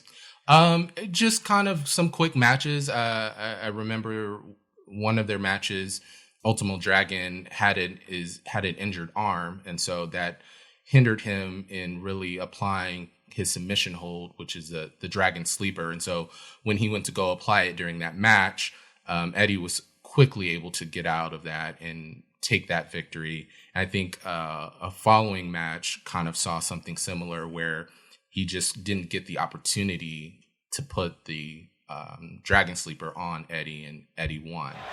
Eddie Guerrero, like him or hate him, he's a remarkable wrestler. We know what's next. Up on the frog splash, almost like a headbutt. It's over. Still the Cruiserweight champ. Two things coming into this match. Eddie is one coming off a huge win against Dean Malenko at Starrcade. A definitive victory. Very definitive. Yeah. He closes the book on our rivalry. Yeah, so he's feeling pretty good about that. And this is a competitor that he has definitively beat several times already. Pretty handily. Like, pretty quickly he was able to put Ultimo Dragon away in the past. So it's like, and he's got nothing to worry about. No sweat. Interesting scenario. That was the name Bret Hart didn't mention. Hey, Eddie Guerrero, he nailed him from behind. Eddie Guerrero and Ultimo Dragon are scheduled to go one-on-one for the Cruiserweight title in our next bout. And Eddie begins the match in the entryway, down the aisleway here. Bell sounds, and here we go. However, with the cocky attitude, even before the matches has begun, right? Ultimo Dragon's walking to the ring, walking down the aisle, and is blindsided immediately by Eddie, right? Eddie hits him over the head, I believe, with the belt. Yep. And they go to the and for some reason, Eddie leaves the belt. But yeah. Hopefully Six doesn't come walking by and taking it. But, they get into the ring, and I like the bell rings while they're outside. Yes. And I'm thinking, is the timekeeper colluding with Eddie? Like, what's going on? Maybe the timekeeper is a cousin of Taranta's. Yeah. Beginning of it, Eddie opens up with a power bomb. I think definitely displaying, his new moveset, that it's more about the power than it is about the high flying agility that he was, heavily known for. He takes Ultimo to the turnbuckle, but then somehow, some way, I think Ultimo Dragon tries to reverse that, but then he falls. Somehow Eddie counters that, and based on that, I'm like, Ultimo Dragon is not impressive. True. In this outing, and Eddie is way too cocky. So it's like we think everything's a foregone conclusion because we also got to remember this is Ultimo Dragon. Years later, he'll trip on his WrestleMania entrance. Oh. He like trips on his cape. Oh, sorry, Ultimo Dragon. Like Rodney was saying, it's a foregone conclusion. I think Eddie's giving a strong showing here. He's looking for a decisive, quick victory. However, DDP will wrestle later on in this program live. He'll defend that U.S. title against Mortis. Another title bout, Disco Inferno and Booker T. We've got a Dragon Sleeper on Eddie Guerrero. This could be the end of this match. And he dragged him back to the center of the ring. And Guerrero taps out. We have a new champion. He picks up Ultimo one more time to do a power bomb, and as he goes to lift Ultimo into the air with some agility, Ultimo counters and reverses it into his infamous Dragon Sleeper. And then Eddie kind of crawls to try to get to the ropes, but then Dragon repositions him back in the middle and then sits down and really cranks it. Yeah, and Eddie knows he's in trouble. right when he gets caught in the Dragon Sleeper, he starts flailing around, scrambling for the ropes. Can't get to the ropes. It wasn't supposed to happen this way. Yeah. In my mind, I feel like he calls out for Mama Guerrero at this point. But needless to say, the Dragon Sleeper, much in the same way at one point Rey Mysterio's Hurricanrana into a pin, proved to be too much for Eddie this go round. He goes ahead, so taps out, and Ultimo Dragon comes away with the title. And then now he's saying, "Who's the master?" Show enough. That may go down, and I think it will as the quickest cruiserweight title match ever. Another title change. Wow, and Guerrero on the attack. He tapped out. Ultimo Dragon is the champ, but Eddie shoots him on the outside. And an irate Eddie Guerrero stands in the center of the ring, but stands in the center of the ring without the cruiserweight belt. Ladies and gentlemen, there's your new champ.